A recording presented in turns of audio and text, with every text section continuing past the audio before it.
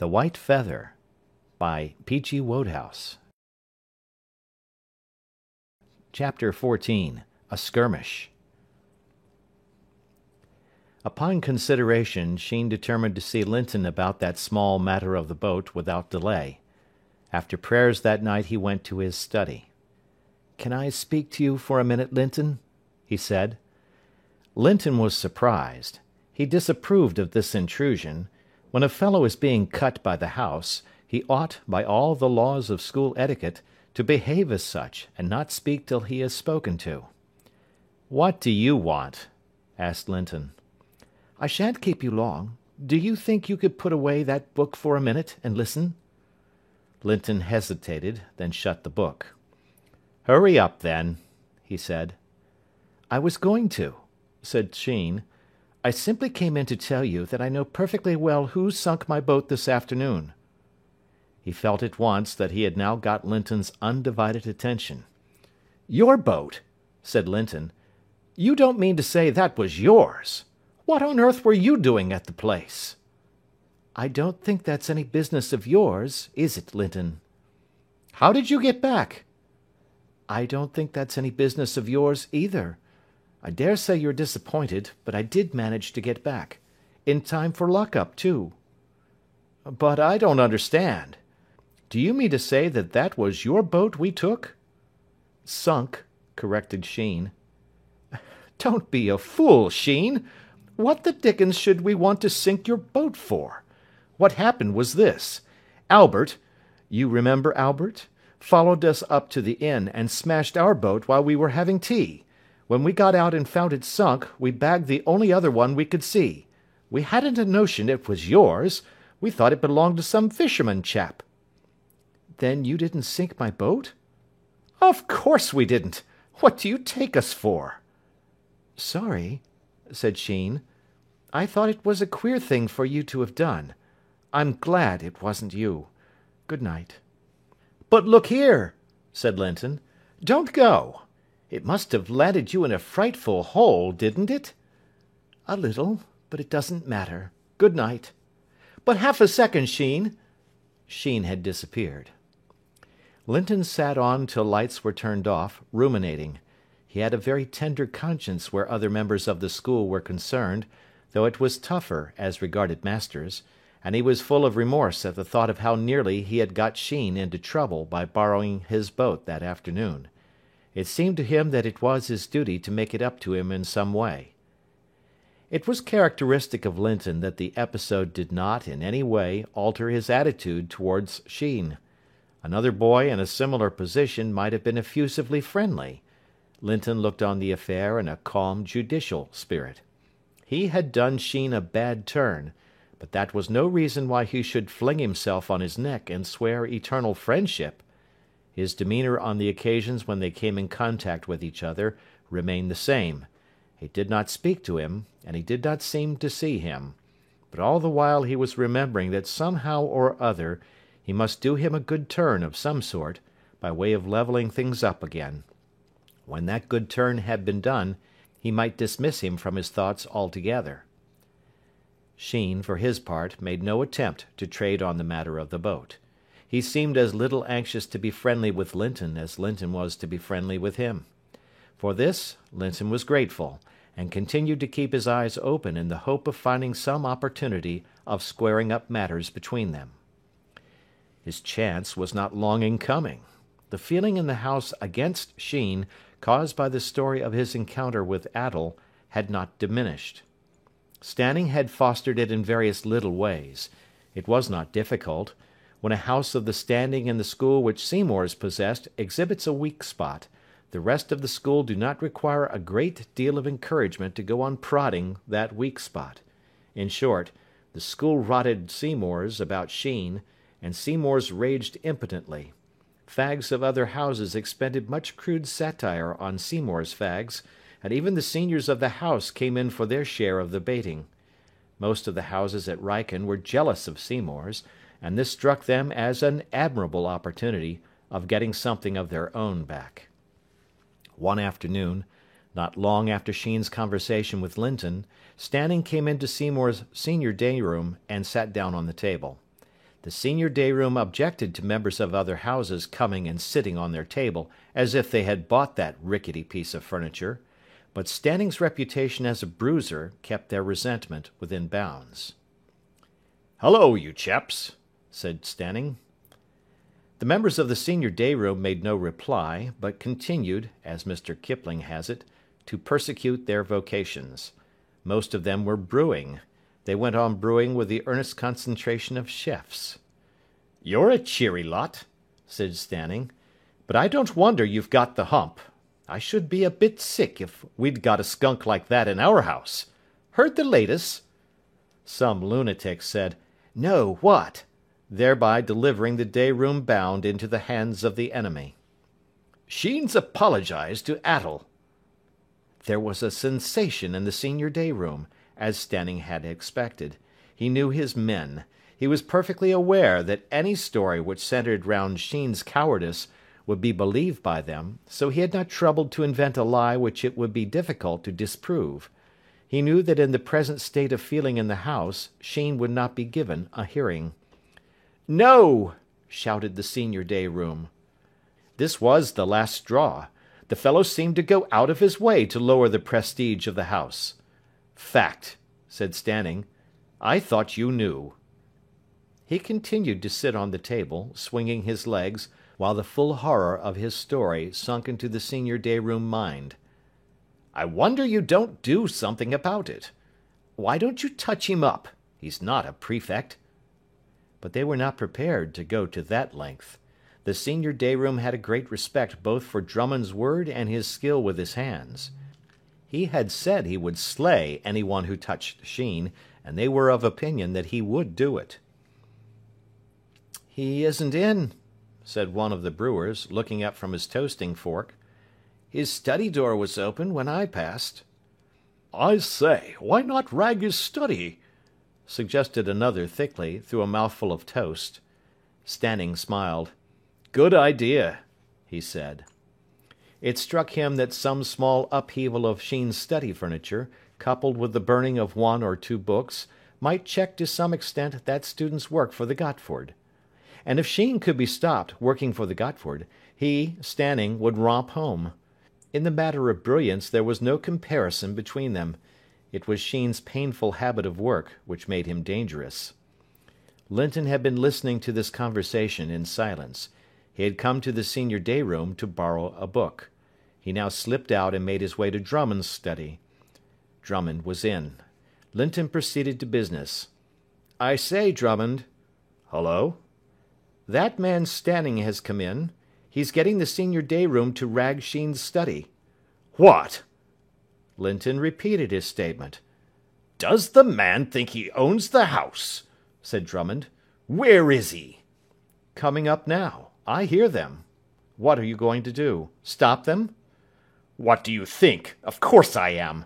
I'm not going to have any of Appleby's crew coming into Seymour's and ragging studies." "This ought to be worth seeing," said Linton. "Look on me as Charles, his friend. I'll help if you want me, but it's your scene." Drummond opened his door just as Stanning and his myrmidons were passing it. "Hello, Stanning," he said. Stanning turned. The punitive expedition stopped. "Do you want anything?" inquired Drummond politely. The members of the senior day-room who were with Stanning rallied round, silent and interested. This dramatic situation appealed to them. They had a passion for rows, and this looked distinctly promising. There was a pause. Stanning looked carefully at Drummond. Drummond looked carefully at Stanning. "I was going to see Sheen," said Stanning at length. "He isn't in." "Oh." Another pause.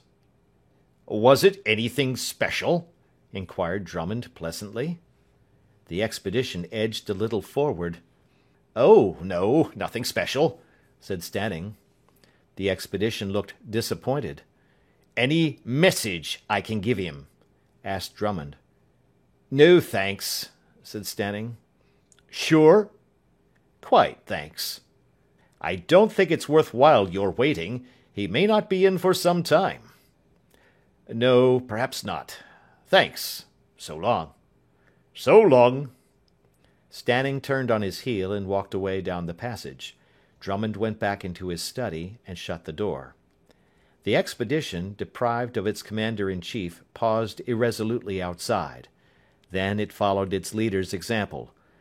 There was peace in the passage. End of chapter 14. Chapter 15. The Rout at Ripton. On the Saturday following this episode, the first 15 travelled to Ripton to play the return match with that school on its own ground. Of the two Ripton matches, the one played at Wrykyn was always the big event of the football year, but the other came next in importance, and the telegram which was dispatched to the school shop at the close of the game was always awaited with anxiety. This year Wrykyn looked forward to the return match with a certain amount of apathy, due partly to the fact that the school was in a slack, unpatriotic state, and partly to the hammering the team had received in the previous term, when the Ripton centre three-quarters had run through and scored with monotonous regularity. "We're bound to get sat on," was the general verdict of the school. Allardyce, while thoroughly agreeing with this opinion, did his best to conceal the fact from the rest of the team. He had certainly done his duty by them. Every day for the past fortnight the forwards and outsides had turned out to run and pass, and on the Saturdays there had been matches with Corpus, Oxford, and the Cambridge Old Wrykinians. In both games the school had been beaten. In fact, it seemed as if they could only perform really well when they had no opponents. To see the three-quarters racing down the field, at practice, and scoring innumerable imaginary tries, one was apt to be misled and to consider them a fine quartet. But when there was a match, all the beautiful dash and precision of the passing faded away, and the last thing they did was to run straight. Barry was the only one of the four who played the game properly. But, as regarded condition, there was nothing wrong with the team. Even Trevor could not have made them train harder, and Allardyce in his more sanguine moments had a shadowy hope that the Ripton score might, with care, be kept in the teens.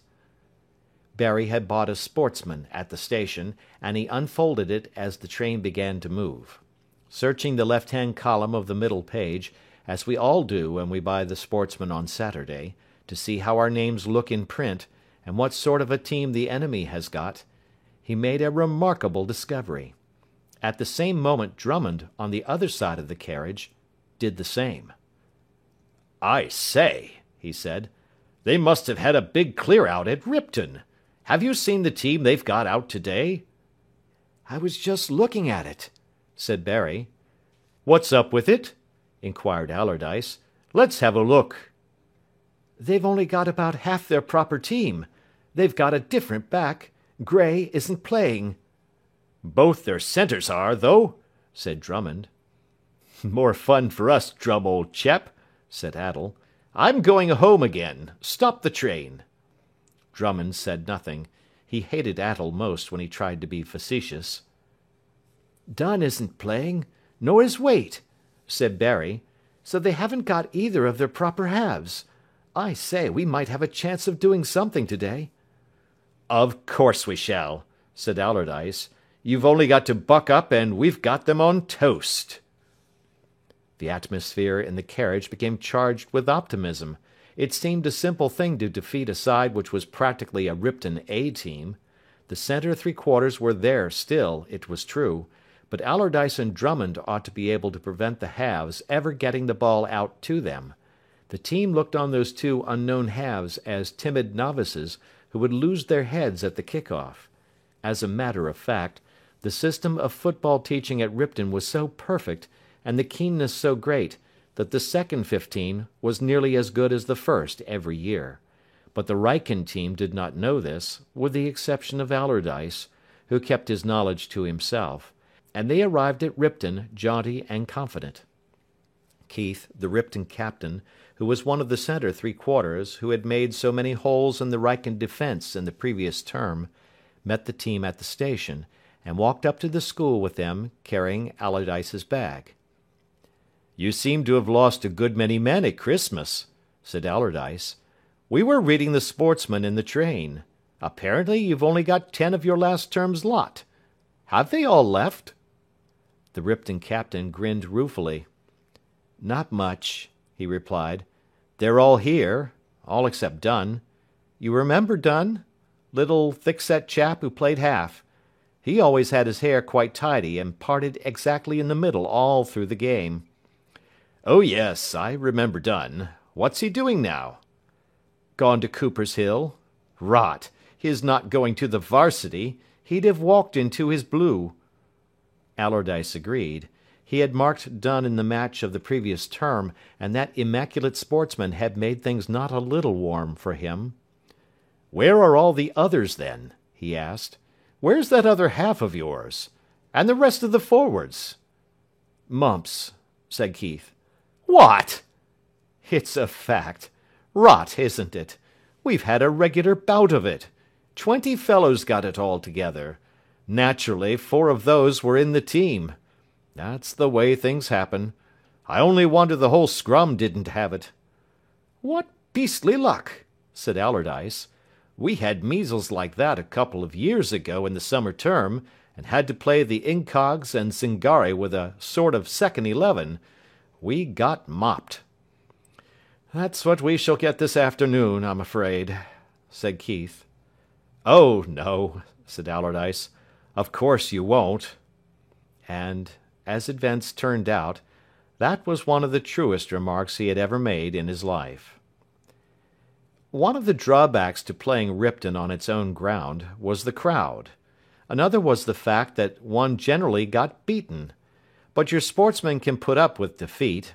What he does not like is a crowd that regards him as a subtle blend of incompetent idiot and malicious scoundrel, and says so very loud and clear.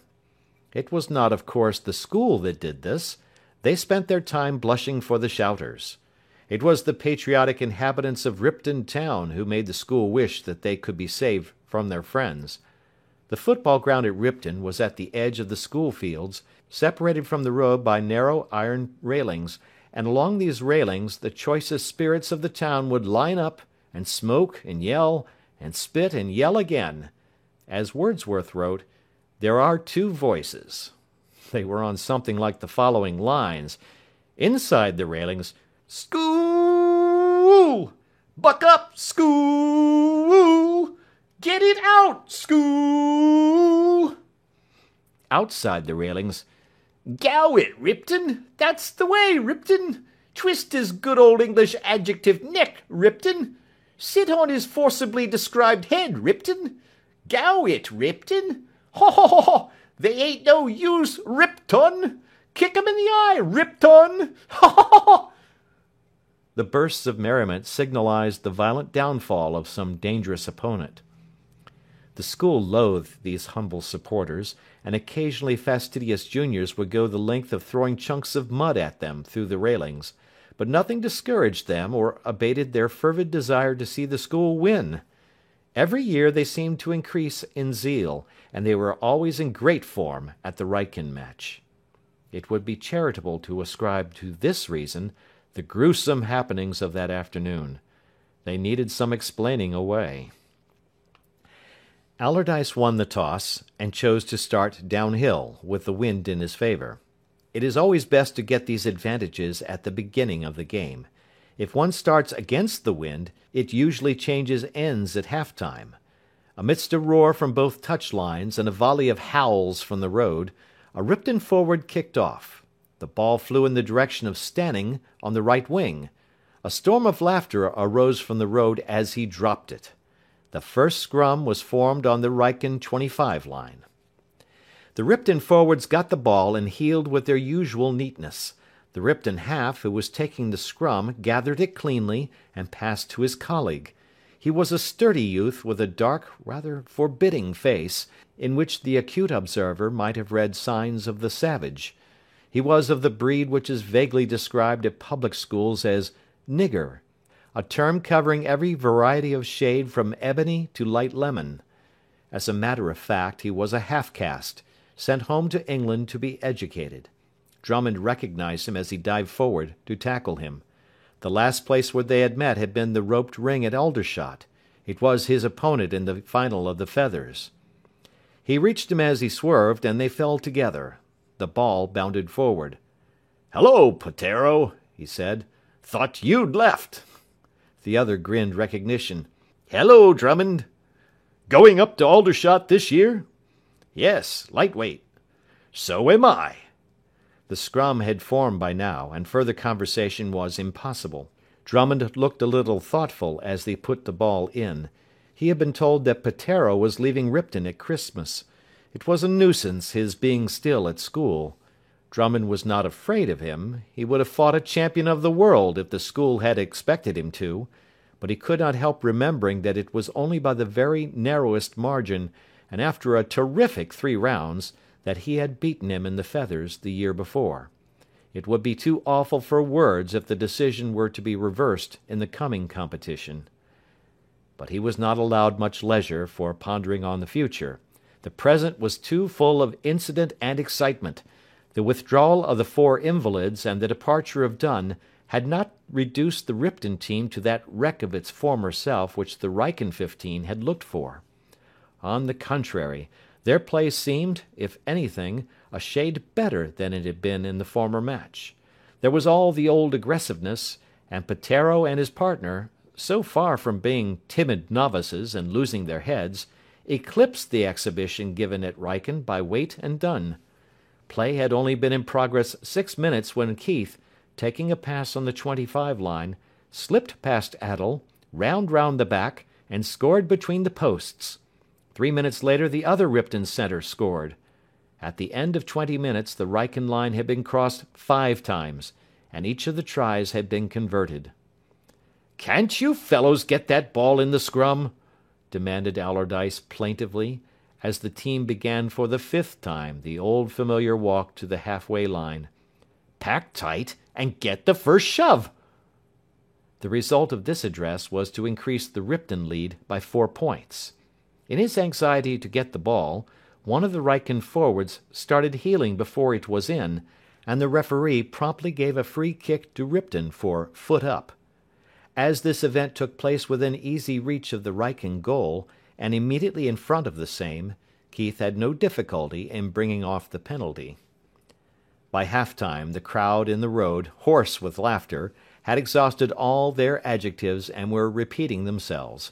The Ripton score was 6 goals, a penalty goal, and 2 tries to 0, and the Wrykyn team was a demoralised rabble. The fact that the rate of scoring slackened somewhat after the interval may be attributed to the disinclination of the Riptonians to exert themselves unduly. They ceased playing in the stern and scientific spirit in which they had started, and, instead of adhering to an orthodox game, began to enjoy themselves. The forwards no longer heeled like a machine. They broke through ambitiously and tried to score on their own account. When the outsides got as far as the back, they did not pass. They tried to drop goals. In this way, only 22 points were scored after half-time. Allardyce and Drummond battled on nobly, but with their pack hopelessly outclassed, it was impossible for them to do anything of material use. Barry, on the wing, tackled his man whenever the latter got the ball, but as a rule the centres did not pass, but attacked by themselves. At last, by way of a fitting conclusion to the rout, the Ripton back, catching a high punt, ran instead of kicking, and to the huge delight of the town contingent, scored. With this incident the visiting team drained the last dregs of the bitter cup. Humiliation could go no further. Almost immediately afterwards the referee blew his whistle for no side. "3 cheers for Wrykyn," said Keith. To the 15 victims, it sounded ironical. End of chapter 15. Chapter 16. Drummond goes into retirement. The return journey of a school team after a crushing defeat in a foreign match is never a very exhilarating business. Those members of the side who have not yet received their colours are wondering which of them is to be sacrificed to popular indignation and chucked. The rest, who have managed to get their caps, are feeling that even now 2/3 of the school will be saying that they are not worth a place in the third 15, while the captain, brooding apart, is becoming soured at the thought that posterity will forget what little good he may have done, and remember only that it was in his year that the school got so many points taken off them by so-and-so. Conversation does not ripple and sparkle during these homecomings. The Wrykyn team made the journey in almost unbroken silence. They were all stiff and sore, and their feelings were such as to unfit them for talking to people. The school took the thing very philosophically. A bad sign. When a school is in a healthy, normal condition, it should be stirred up by a bad defeat by another school, like a disturbed wasp's nest.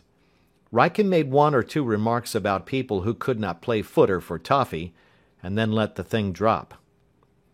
Sheen was too busy with his work and his boxing to have much leisure for mourning over this latest example of the present inefficiency of the school. The examination for the Gotford was to come off in 2 days, and the inter-house boxing was fixed for the following Wednesday. In 5 days, therefore, he would get his chance of retrieving his lost place in the school. He was certain that he could, at any rate, make a very good show against anyone in the school, even Drummond. Joe Bevan was delighted with his progress, and quoted Shakespeare volubly in his admiration. Jack Bruce and Francis added their tribute, and the knife and boot boy paid him the neatest compliment of all by refusing point-blank to have any more dealings with him whatsoever. His professional duties, explained the knife and boot boy, did not include being punched in the heye by blokes, and he did not intend to be put upon. "You'll do all right," said Jack Bruce as they were motoring home, "if they'll let you go in for it all. But how do you know they will? Haven't they chosen the men yet?" "Not yet. They don't do it till the day before. But there won't be any difficulty about that. Drummond will let me have a shot if he thinks I'm good enough." "Oh, you're good enough," said Bruce. And when, on Monday evening, Francis, on receipt of no fewer than 4 blows in a single round, a record, shook him by the hand and said that ever he happened to want a little dog that was a perfect bag of tricks, and had got a pedigree, mind you, he, Francis, would be proud to supply that animal, Sheen felt that the moment had come to approach Drummond on the subject of the house boxing.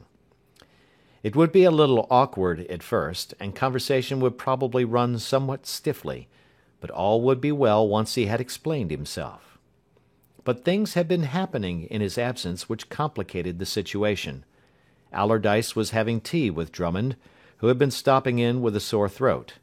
He had come principally to make arrangements for the match between his house and Seymour's in the semi-final round of the competition.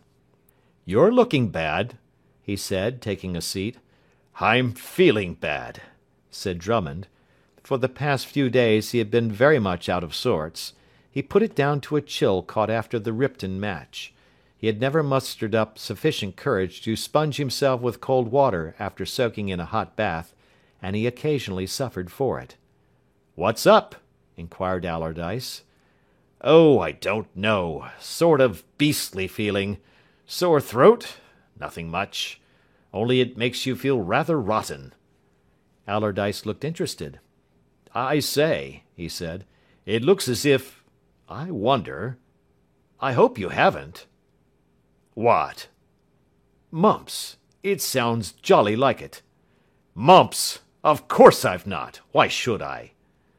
Allardyce produced a letter from his pocket. "I got this from Keith, the Ripton captain, this morning. You know they've had a lot of the thing there." "Oh, didn't you? That was why they had such a bad team out." "Bad team," murmured Drummond. "Well, I mean not their best team. They had 4 of their men down with mumps. Here's what Keith said. Listen. Bit about hoping we got back all right, and so on, first. Then he says, here it is. Another of our fellows has got the mumps. One of the forwards, rather a long man who was good out of touch. He developed it a couple of days after the match. It's lucky that all our card games are over. We beat John's, Oxford, last Wednesday, and that finished the card. But it'll rather rot up the house matches. We should have walked the cup, but there's no knowing what will happen now. I hope none of your lot caught the mumps from Browning during the game. It's quite likely, of course. Browning ought not to have been playing, but I had no notion that there was anything wrong with him. He never said he felt bad. You've got it, Drummond. That's what's the matter with you. Oh, rot, said Drummond. It's only a chill. But the school doctor, who had looked in at the house to dose a small Seymourite who had indulged too heartily in the pleasures of the table, had other views, and before lock-up Drummond was hurried off to the infirmary. Sheen went to Drummond's study after preparation had begun, and was surprised to find him out. Not being on speaking terms with a single member of the house, he was always out of date as regarded items of school news. As a rule, he had to wait until Jack Bruce told him before learning of any occurrence of interest. He had no notion that mumps was the cause of Drummond's absence, and he sat and waited patiently for him in his study till the bell rang for prayers. The only possible explanation that occurred to him was that Drummond was in somebody else's study, and he could not put his theory to the test by going and looking. It was only when Drummond did not put in an appearance at prayers that Sheen began to suspect that something might have happened. It was maddening not to be able to make inquiries. He had almost decided to go and ask Linton, and risk whatever might be the consequences of such a step, when he remembered that the matron must know. He went to her, and was told that Drummond was in the infirmary. He could not help seeing that this made his position a great deal more difficult.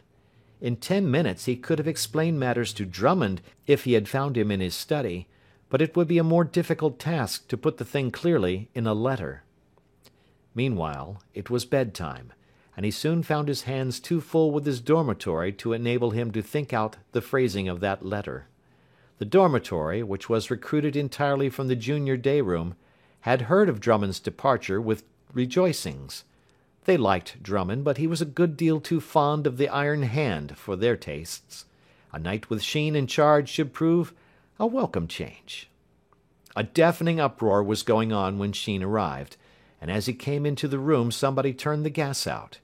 He found some matches on the chest of drawers, and lit it again just in time to see a sportive youth tearing the clothes off his bed and piling them on the floor. A month before he would not have known how to grapple with such a situation, but his evenings with Joe Bevan had given him the habit of making up his mind and acting rapidly. Drummond was wont to keep a swagger stick by his bedside for the better observance of law and order.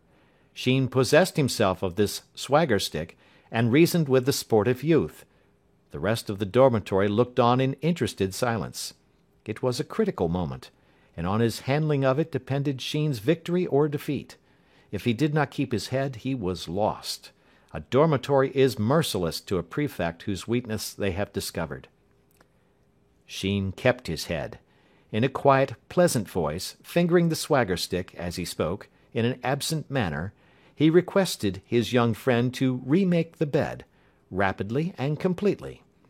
For the space of 5 minutes no sound broke the silence except the rustle of sheets and blankets. At the end of that period the bed looked as good as new. "Thanks," said Sheen gratefully. "That's very kind of you." He turned to the rest of the dormitory. "Don't let me detain you," he said politely. "Get into bed as soon as you like." The dormitory got into bed sooner than they liked. For some reason the colossal rag they had planned had fizzled out. They were thoughtful as they crept between the sheets. Could these things be? After much deliberation, Sheen sent his letter to Drummond on the following day. It was not a long letter, but it was carefully worded. It explained that he had taken up boxing of late, and ended with a request that he might be allowed to act as Drummond's understudy in the house competitions. It was late that evening when the infirmary attendant came over with the answer. Like the original letter, the answer was brief. "Dear Sheen," wrote Drummond, "thanks for the offer. I am afraid I can't accept it. We must have the best man. Linton is going to box for the house in the light weights." End of chapter 16. Chapter 17. Seymour's One Success. This polite epistle, it may be mentioned, was a revised version of the one which Drummond originally wrote in reply to Sheen's request. His first impulse had been to answer in the 4 brief words, "Don't be a fool," for Sheen's letter had struck him as nothing more than a contemptible piece of posing, and he had all the hatred for poses which is a characteristic of the plain and straightforward type of mind. It seemed to him that Sheen, as he expressed it to himself, was trying to "do the boy hero."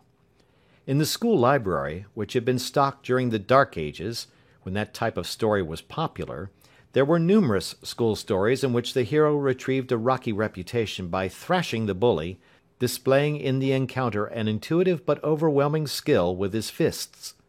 Drummond could not help feeling that Sheen must have been reading one of those stories. It was all very fine and noble of him to want to show that he was no coward after all, like Leo Cholmondeley, or whatever his beastly name was, in the Lads of St. Ethelberta's, or some such piffling book. But, thought Drummond in his cold practical way, what about the house? If Sheen thought that Seymour's was going to chuck away all chance of winning one of the inter-house events, simply in order to give him an opportunity of doing the young hero, the sooner he got rid of that sort of idea, the better. If he wanted to do the Leo Cholmondeley business, let him go and chuck a kid into the river, and jump in and save him. But he wasn't going to have the house let in for 20 Sheens. Such were the meditations of Drummond when the infirmary attendant brought Sheen's letter to him, and he seized pencil and paper and wrote, "Don't be a fool." But pity succeeded contempt, and he tore up the writing. After all, however much he had deserved it, the man had had a bad time. It was no use jumping on him, and at one time they had been pals. Might as well do the thing politely. All of which reflections would have been prevented had Sheen thought of mentioning the simple fact that it was Joe Bevan who had given him the lessons to which he referred in his letter.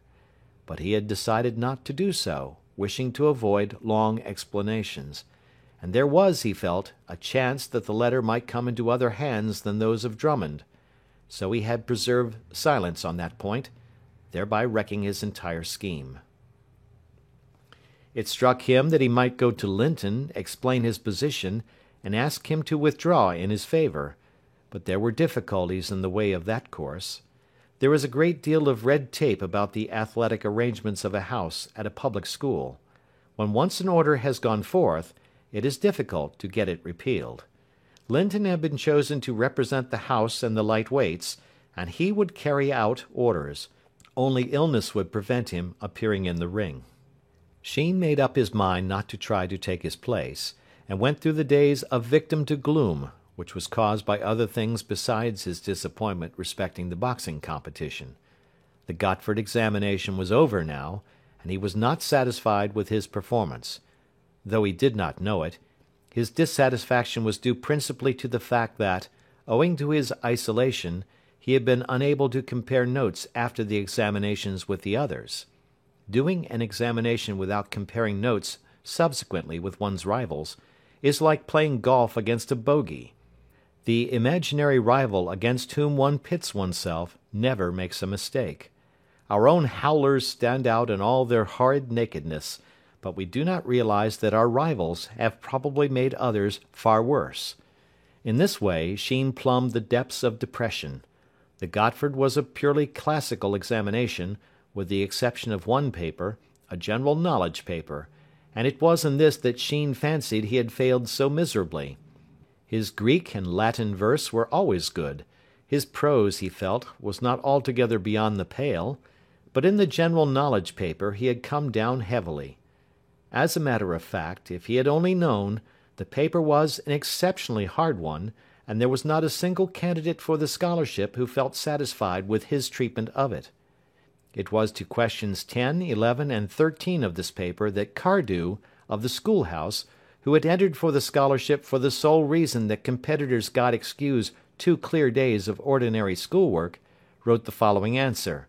See Encyclopaedia Britannica, Times edition. If they really wanted to know, he said subsequently, that was the authority to go to. He himself would probably misinform them altogether. In addition to the Gotford and the house boxing, the house fives now came on, and the authorities of Seymour's were in no small perplexity. They met together in Rigby's study to discuss the matter. Their difficulty was this. There was only one inmate of Seymour's who had a chance of carrying off the House Fives Cup, and that was Sheen. The house was asking itself what was to be done about it. "You see," said Rigby, "you can look at it in two ways, whichever you like. We ought certainly to send in our best man for the pot, whatever sort of chap he is. But then, come to think of it, Sheen can't very well be said to belong to the house at all. When a man's been cut dead during the whole term, he can't be looked on as one of the house very well. See what I mean?" "Of course he can't," said Mill, who was second in command at Seymour's. Mills's attitude toward his fellow men was one of incessant hostility. He seemed to bear a grudge against the entire race. Rigby resumed. He was a pacific person, and hated anything resembling rows in the house. He had been sorry for Sheen, and would have been glad to give him a chance of setting himself on his legs again. "You see," he said, "this is what I mean. We either recognise Sheen's existence, or we don't. Follow? We can't get him to win this cup for us, and then, when he has done it, go on cutting him and treating him as if he didn't belong to the house at all. I know he let the house down awfully badly in that business, but still, if he lifts the Five Cup, that'll square the thing. If he does anything to give the house a leg up, he must be treated as if he'd never let it down at all." "Of course," said Barry. "I vote we send him in for the Fives." "What rot!" said Mill. "It isn't as if none of the rest of us played fives." "We aren't as good as Sheen," said Barry. "I don't care. I call it rot, letting a chap like him represent the house at anything. If he were the best fives player in the world, I wouldn't let him play for the house." Rigby was impressed by his vehemence. He hesitated. "After all, Barry," he said, "I don't know. Perhaps it might. You see, he did, well, I really think we'd better have somebody else. The house has got its knife into Sheen too much just at present to want him as a representative. There'd only be sickness, don't you think? Who else is there?" So it came about that Menzies was chosen to uphold the house in the Fives Courts. Sheen was not surprised. But it was not pleasant. He was certainly having bad luck in his attempts to do something for the house. Perhaps if he won the Gotford they might show a little enthusiasm. The Gotford always caused a good deal of interest in the school. It was the best thing of its kind in existence at Wrykyn, and even the most abandoned loafers liked to feel that their house had won it. It was just possible, thought Sheen, that a brilliant win might change the feelings of Seymour's towards him. He did not care for the applause of the multitude more than a boy should, but he preferred it very decidedly to the cut direct. Things went badly for Seymour's. Never in the history of the house, or at any rate in the comparatively recent history of the house, had there been such a slump in athletic trophies. To begin with, they were soundly beaten in the semi-final for the House Football Cup by Allardyce's lot. With Drummond away, there was none to mark the captain of the school team at half, and Allardyce had raced through in a manner that must have compensated him to a certain extent for the poor time he had had in first 15 matches. The game had ended in a Seymourite defeat by 19 points to 5. Nor had the boxing left the house in a better position. Linton fought pluckily in the lightweights, but went down before Stanning, after beating a representative of Templars. Mill did not show up well in the heavyweights, and was defeated in his first bout. Seymour's were reduced to telling themselves how different it all would have been if Drummond had been there. Sheen watched the lightweight contests, and nearly danced with irritation. He felt that he could have eaten Stanning. The man was quick with his left, but he couldn't box. He hadn't a notion of sidestepping, and the uppercut appeared to be entirely outside his range. He would like to see him tackle Francis. Sheen thought bitterly of Drummond. Why on earth couldn't he have given him a chance? It was maddening. The Fives carried on the story. Menzies was swamped by a Day's man. He might just as well have stayed away altogether. The star of Seymour's was very low on the horizon. And then the house scored its one success. The headmaster announced it in the hall after prayers in his dry, unemotional way. "I have received the list of marks," he said, "from the examiners for the Gotford Scholarship." He paused. Sheen felt a sudden calm triumph flood over him. Somehow, intuitively, he knew that he had won. He waited without excitement for the next words. "Out of a possible 1,000 marks, Sheen, who wins the scholarship, obtained 701. Stanning, 604. Wilson—" Sheen walked out of the hall in the unique position of a Gotford winner with only one friend to congratulate him. Jack Bruce was the one. The other 633 members of the school made no demonstration. There was a pleasant custom at Seymour's of applauding at tea any Seymourite who had won distinction, and so shed a reflected glory on the house. The head of the house would observe, "Well played, so-and-so," and the rest of the house would express their emotion in the way that seemed best to them, to the subsequent exultation of the local crockery merchant, who had generally to supply at least a dozen fresh cups and plates to the house after one of these occasions. When it was for getting his first 11 or first 15 cap that the lucky man was being cheered, the total of breakages sometimes ran into the 20s. Rigby, good, easy man, was a little doubtful as to what course to pursue in the circumstances. Should he give the signal? After all, the fellow had won the Gotford. It was a score for the house, and they wanted all the scores they could get in these lean years. Perhaps then he had better. "Well played, Sheen," said he. There was a dead silence.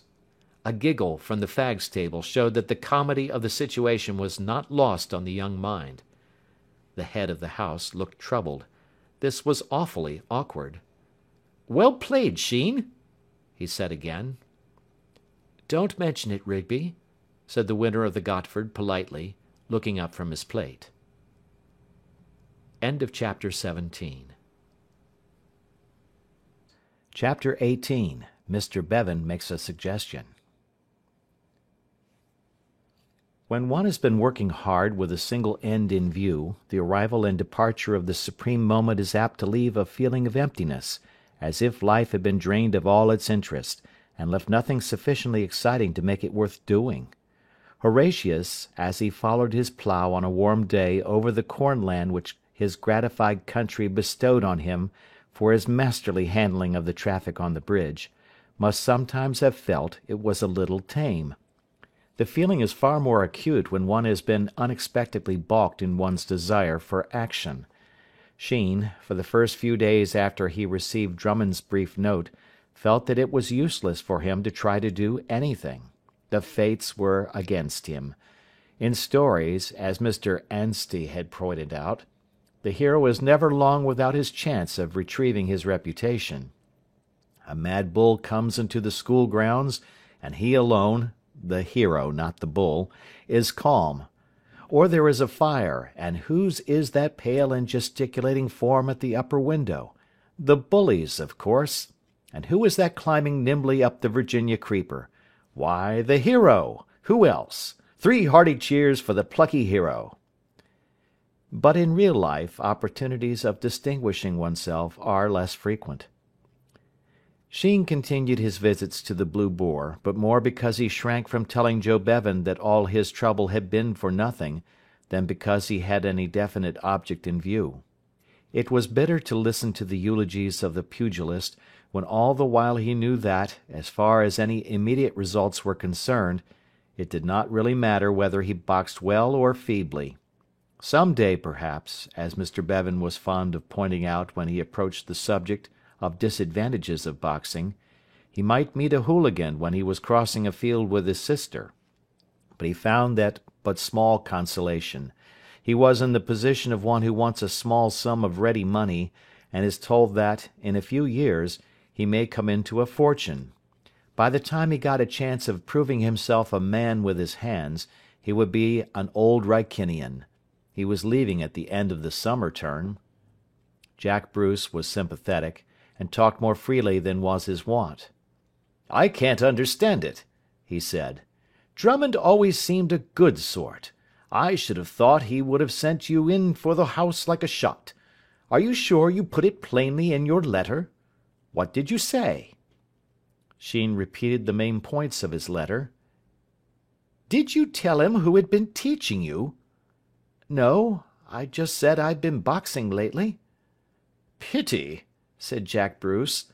"If you'd mentioned that it was Joe who'd been training you, he would probably have been much more for it. You see, he couldn't know whether you were any good or not from your letter. But if you'd told him that Joe Bevan and Hunt both thought you were good, he'd have seen there was something in it." "It never occurred to me. Like a fool, I was counting on the thing so much that it didn't strike me there would be any real difficulty in getting him to see my point. Especially when he got mumps and couldn't go in himself. Well, it can't be helped now."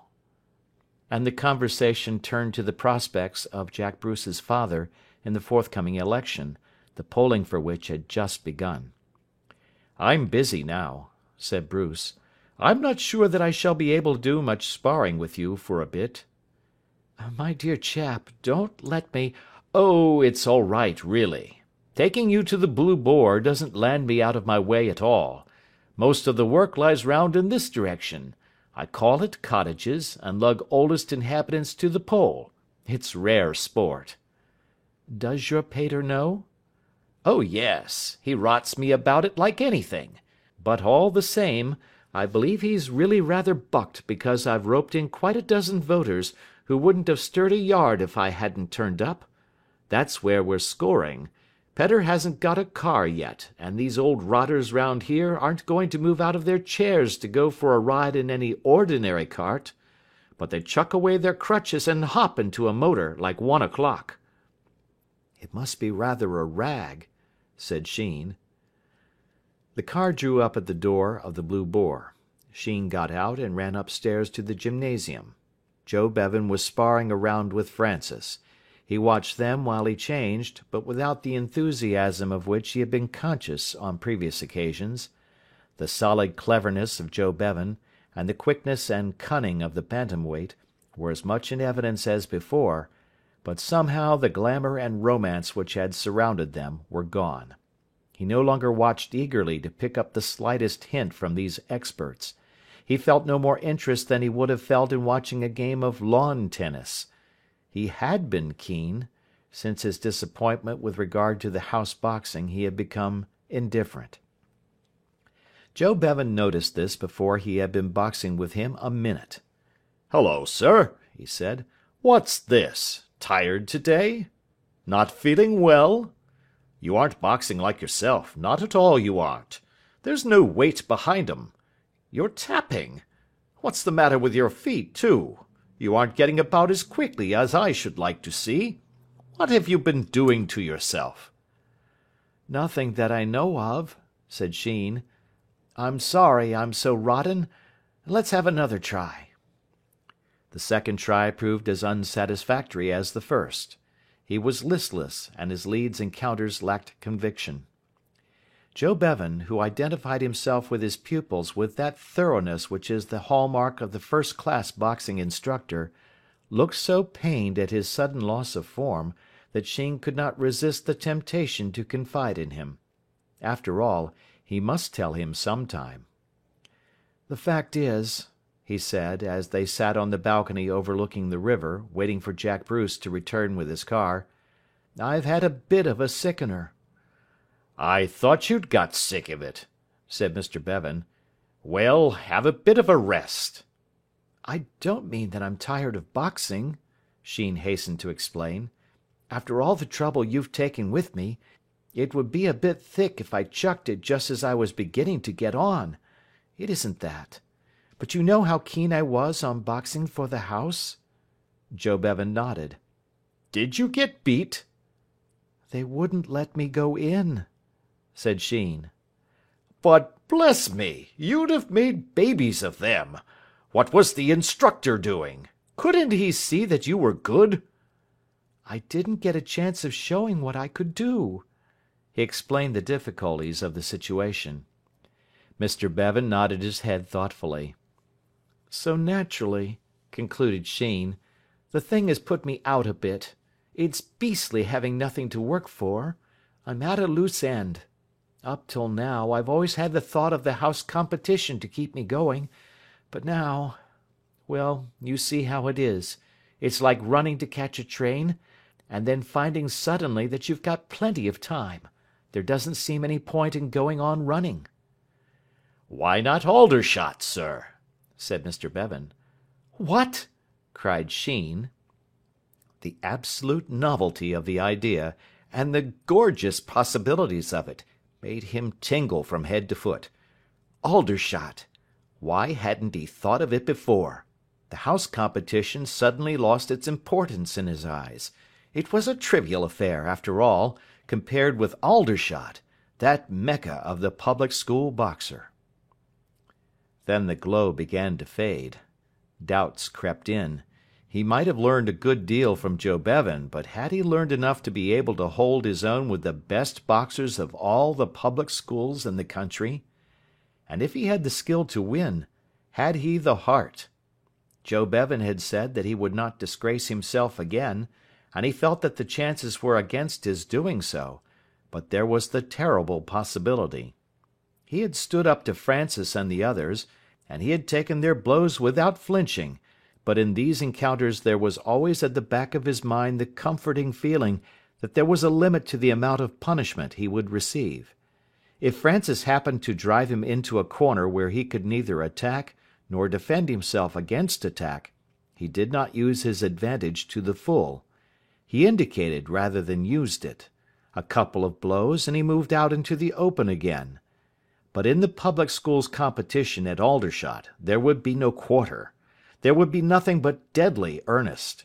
If he allowed himself to be manoeuvred into an awkward position, only his own skill or the call of time could extricate him from it.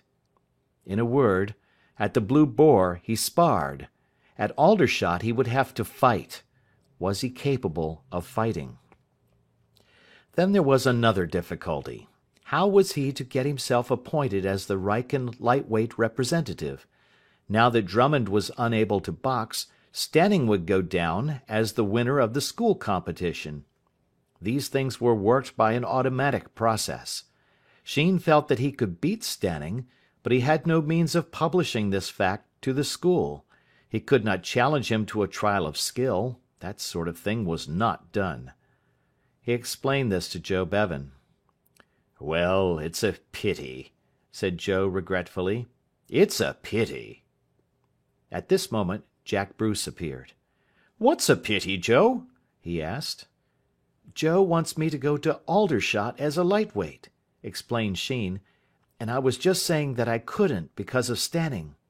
"What about Stanning?" "He won the school competition, you see, so they're bound to send him down." "Half a minute," said Jack Bruce. "I never thought of Aldershot for you before." "It's a jolly good idea. I believe you'd have a chance. And it's all right about Stanning. He's not going down. Haven't you heard?" "I don't hear anything. Why isn't he going down?" "He's knocked up one of his wrists. So he says." "How do you mean, so he says?" asked Sheen. "I believe he funks it." "Why? What makes you think that?" "Oh, I don't know. It's only my opinion. Still, it's a little queer. Stanning says he crocked his left wrist in the final of the house competition." "Well, what's wrong with that? Why shouldn't he have done so?" Sheen objected strongly to Stanning, but he had the elements of justice in him, and he was not going to condemn him on insufficient evidence, particularly of a crime of which he himself had been guilty. "Of course he may have done," said Bruce, "but it's a bit fishy that he should have been playing fives all right 2 days running just after the competition." "He might have crocked himself then." "Then why didn't he say so?" A question which Sheen found himself unable to answer. "Then there's nothing to prevent you fighting, sir," said Joe Bevan, who had been listening attentively to the conversation. "Do you really think I've got a chance?" "I do, sir. "Of course you have," said Jack Bruce. "You're quite as good as Drummond was last time I saw him box." "Then I'll have a shot at it," said Sheen. "Good for you, sir!" cried Joe Bevan.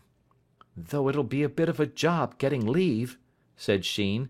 "How would you start about it, Bruce?" "You'd better ask Spence. He's the man to go to." "That's all right. I'm rather a pal of Spence's." "Ask him tonight after prep," suggested Bruce.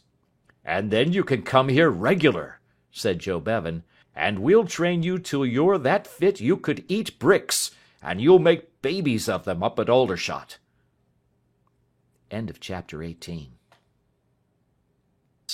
Chapter 19. Paving the Way. Bruce had been perfectly correct in his suspicions. Stanning's wrist was no more sprained than his ankle.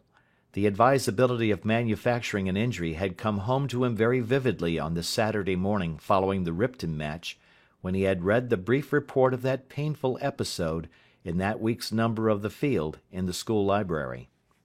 In the list of the Ripton team appeared the name R. Peteiro.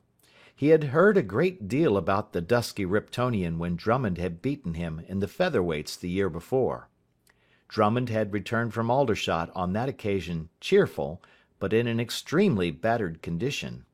His appearance as he limped about the field on Sports Day had been heroic, and, in addition, a fine advertisement for the punishing powers of the Ripton champion. It is true that at least one of his injuries had been the work of a Pauline whom he had met in the opening bout, but the great majority were presents from Ripton, and Drummond had described the dusky one in no uncertain terms as a holy terror. These things had sunk into Stanning's mind. It had been generally understood at Wrykyn that Peteiro had left school at Christmas. When Stanning, through his study of the field, discovered that the redoubtable boxer had been one of the team against which he had played at Ripton, and realised that, owing to Drummond's illness, it would fall to him, if he won the house competition, to meet this man of wrath at Aldershot, he resolved on the instant that the most persuasive of wild horses should not draw him to that military centre on the day of the public schools competition. The difficulty was that he particularly wished to win the House Cup. Then it occurred to him that he could combine the two things, win the competition, and get injured while doing so. Accordingly, 2 days after the house boxing he was observed to issue from Appleby's with his left arm slung in a first 15 scarf. He was too astute to injure his right wrist. What happens to one's left wrist at school is one's own private business. When one injures one's right arm, and so incapacitates oneself for form work, the authorities begin to make awkward investigations. Mr. Spence, who looked after the school's efforts to win medals at Aldershot, was the most disappointed person in the place. He was an enthusiastic boxer. He had represented Cambridge in the middleweights in his day, and with no small trouble he had succeeded in making boxing a going concern at Wrykyn. Years of failure had ended, the Easter before, in a huge triumph, when O'Hara of Dexter's and Drummond had won silver medals, and Moriarty of Dexter's a bronze. If only somebody could win a medal this year, the tradition would be established, and would not soon die out. Unfortunately, there was not a great deal of boxing talent in the school just now. The rule that the winner at his weight in the house competitions should represent the school at Aldershot only applied if the winner were fairly proficient. Mr. Spence exercised his discretion. It was no use sending down novices to be massacred.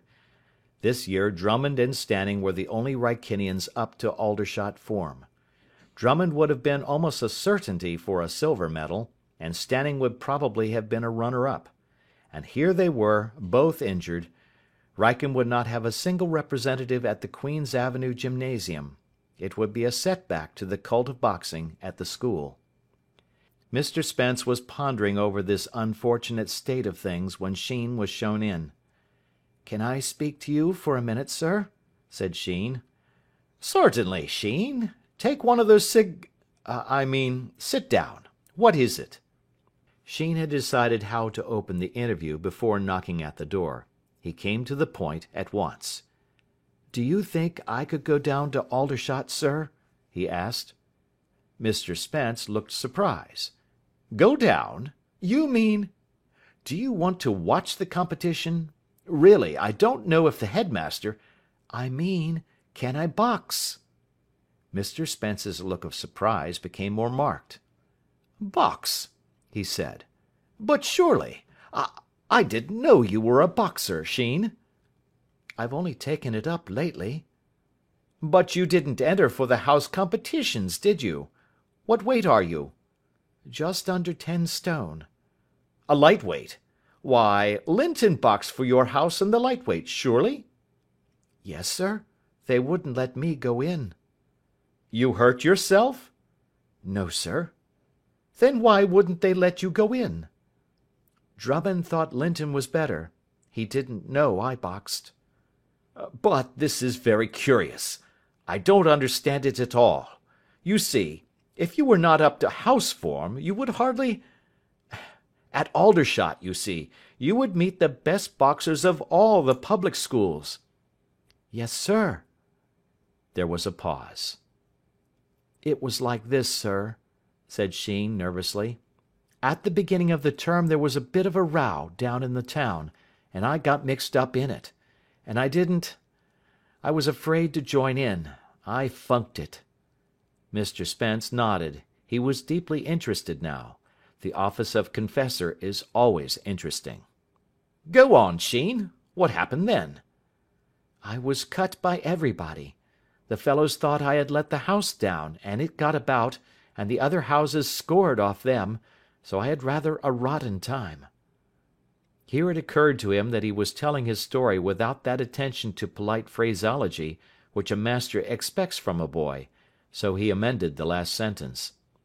"I didn't have a very pleasant time, sir," was his correction. "Well?" said Mr Spence.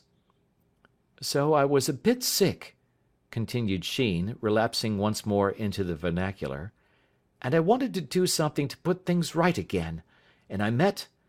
Anyhow, I took up boxing. I wanted to box for the house, if I was good enough. I practised every day, and stuck to it, and after a bit I did become pretty good." "Well?" "Then Drummond got mumps, and I wrote to him asking if I might represent the house instead of him, and I suppose he didn't believe I was any good. At any rate, he wouldn't let me go in. Then Joe, a man who knows something about boxing, suggested I should go down to Aldershot." "Joe?" said Mr Spence inquiringly. Sheen had let the name slip out unintentionally, but it was too late now to recall it. "Joe Bevan, sir," he said. "He used to be champion of England, light weight." "Joe Bevan!" cried Mr Spence. "Really? Why, he trained me when I boxed for Cambridge. He's one of the best of fellows. I've never seen anyone who took such trouble with his man. I wish we could get him here. So it was Joe who suggested that you should go down to Aldershot? Well, he ought to know. Did he say you would have a good chance?" "Yes, sir." "My position is this, you see, Sheen. There is nothing I should like more than to see the school represented at Aldershot. But I cannot let anyone go down, irrespective of his abilities. Aldershot is not child's play, and in the light weights you get the hardest fighting of all. It wouldn't do for me to let you go down if you are not up to the proper form. You would be half killed." "I should like to have a shot, sir," said Sheen. "Then this year, as you probably know, Ripton are sending down Peteiro for the light weights. He was the fellow whom Drummond only just beat last year, and you saw the state in which Drummond came back. If Drummond could hardly hold him, what would you do?" "I believe I could beat Drummond, sir," said Sheen. Mr Spence's eyes opened wider. Here were brave words. This youth evidently meant business. The thing puzzled him. On the one hand, Sheen had been cut by his house for cowardice. On the other, Joe Bevan, who of all men was best able to judge, had told him that he was good enough to box at Aldershot. "Let me think it over, Sheen," he said. This is a matter which I cannot decide in a moment. I will tell you tomorrow what I think about it." "I hope you will let me go down, sir," said Sheen. "It's my one chance." "Yes, yes, I see that, said Mr Spence. "But all the same, well, I will think it over." All the rest of that evening he pondered over the matter, deeply perplexed. It would be nothing less than cruel to let Sheen enter the ring at Aldershot if he were incompetent. Boxing in the public school's boxing competition is not a pastime for the incompetent. But he wished very much that Wrykyn should be represented, and also he sympathised with Sheen's eagerness to wipe out the stain on his honour, and the honour of the house. But like Drummond, he could not help harbouring a suspicion that this was a pose. He felt that Sheen was intoxicated by his imagination. Every one likes to picture himself doing dashing things in the limelight, with an appreciative multitude to applaud. Would this mood stand the test of action? Against this there was the evidence of Joe Bevan. Joe had said that Sheen was worthy to fight for his school, and Joe knew. Mr Spence went to bed, still in a state of doubt. Next morning he hit upon a solution of the difficulty. Wandering in the grounds before school, he came upon O'Hara, who, as has been stated before, had won the light weights at Aldershot in the previous year. He had come to Wrykyn for the sports. Here was the man to help him. O'Hara should put on the gloves with Sheen and report. "I'm in rather a difficulty, O'Hara," he said, "and you can help me." "What's that?" inquired O'Hara. "You know both our light weights are on the sick list?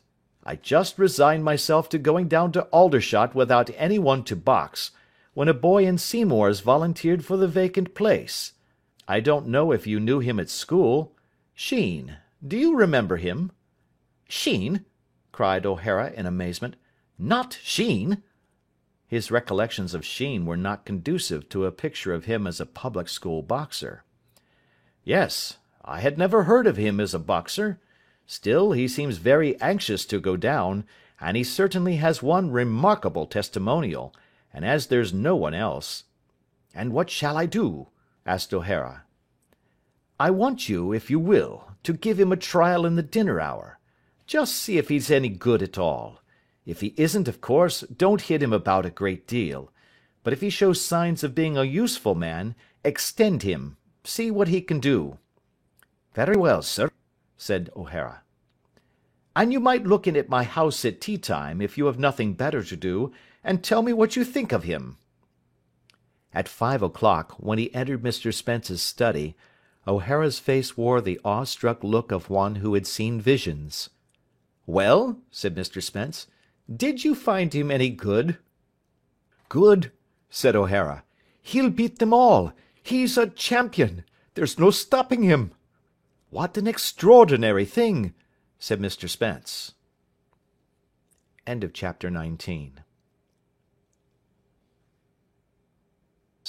Chapter 20. Sheen goes to Aldershot. At Sheen's request, Mr Spence made no announcement of the fact that Wrykyn would be represented in the light weights. It would be time enough, Sheen felt, for the school to know that he was a boxer when he had been down and shown what he could do. His appearance in his new role would be the most surprising thing that had happened in the place for years, and it would be a painful anticlimax if, after all the excitement which would be caused by the discovery that he could use his hands, he were to be defeated in his first bout. Whereas, if he happened to win, the announcement of his victory would be all the more impressive, coming unexpectedly. To himself he did not admit the possibility of defeat. He had braced himself up for the ordeal, and he refused to acknowledge to himself that he might not come out of it well. Besides, Joe Bevan continued to express hopeful opinions. "Just you keep your head, sir," he said, "and you'll win. Lots of these gentlemen, they're champions when they're practising, and you'd think nothing wouldn't stop them when they get into the ring.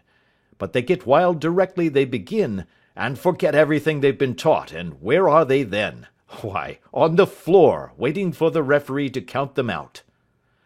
This picture might have encouraged Sheen more if he had not reflected that he was just as likely to fall into this error as were his opponents.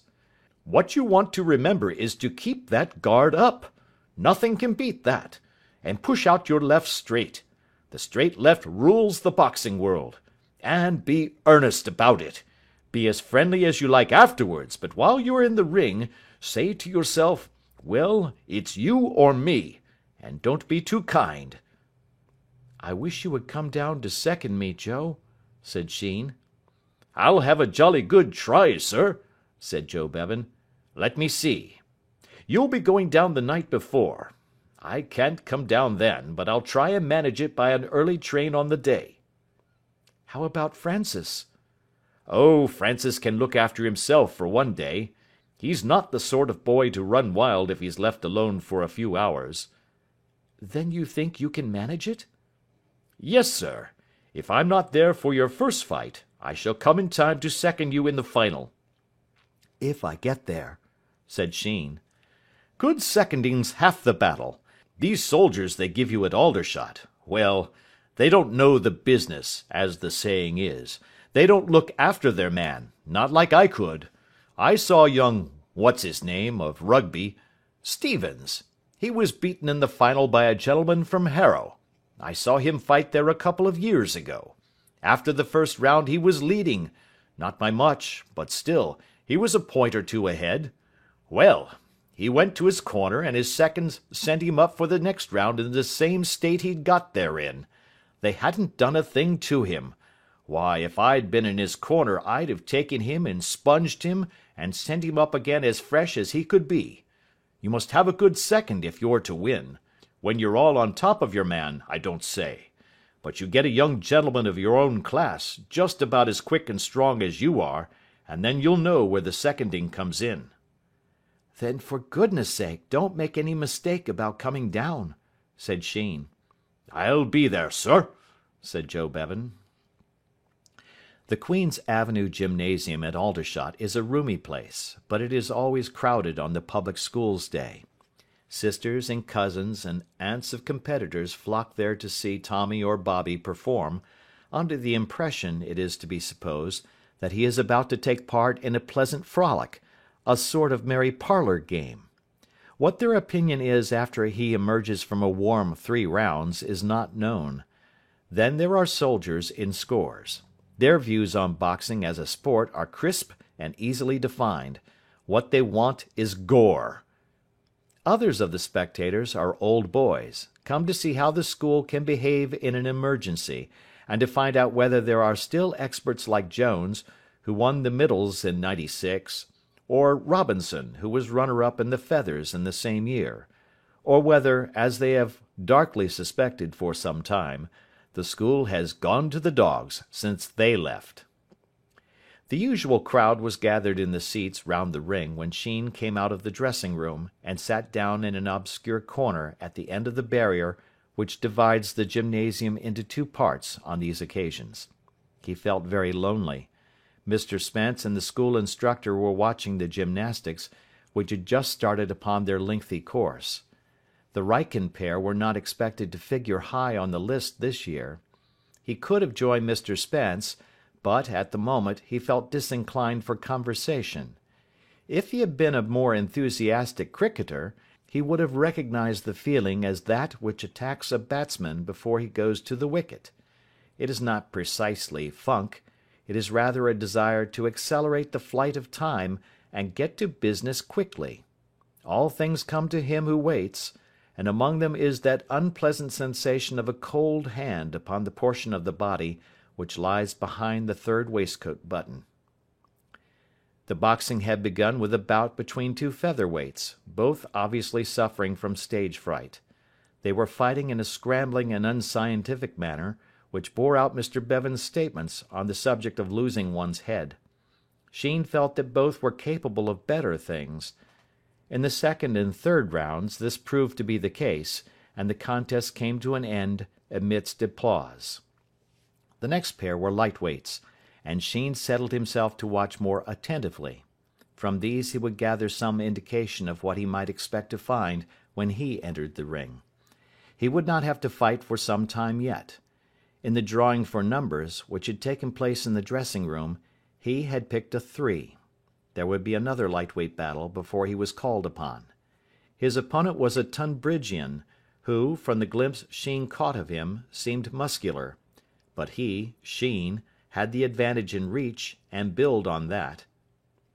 After opening tamely, the lightweight bout had become vigorous in the second round, and both men had apparently forgotten that their right arms had been given them by nature for the purpose of guarding.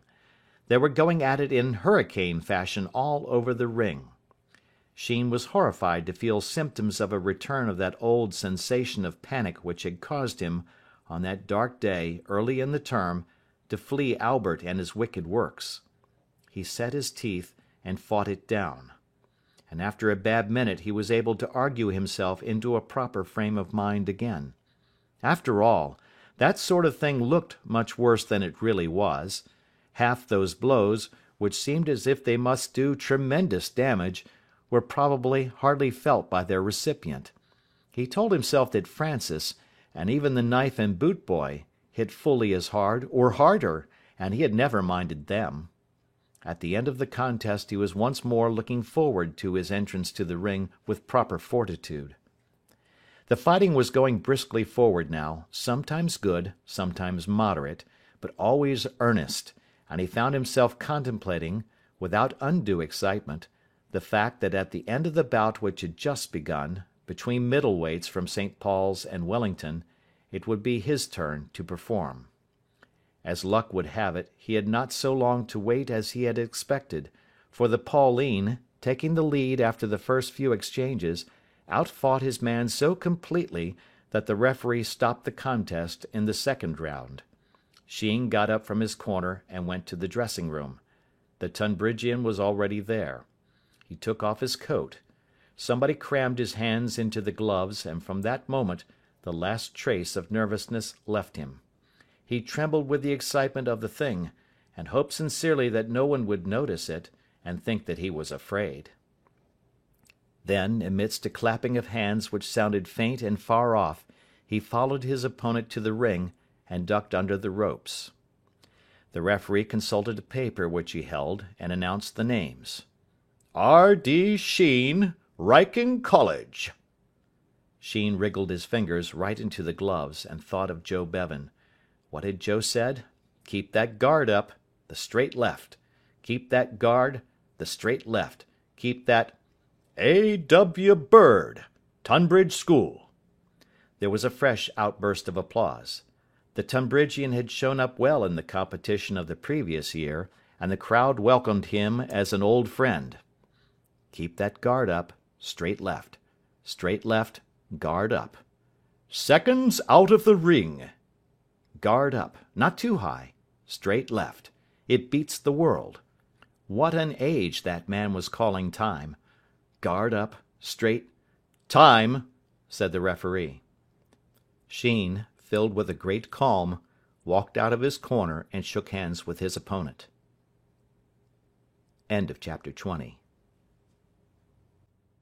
Chapter 21. A Good Start. It was all over in half a minute. The Tonbridgian was a two-headed fighter of the rushing type almost immediately after he had shaken hands. Sheen found himself against the ropes, blinking from a heavy hit between the eyes. Through the mist he saw his opponent sparring up to him, and as he hit he sidestepped. The next moment he was out in the middle again, with his man pressing him hard. There was a quick rally, and then Sheen swung his right at a venture. The blow had no conscious aim. It was purely speculative. But it succeeded.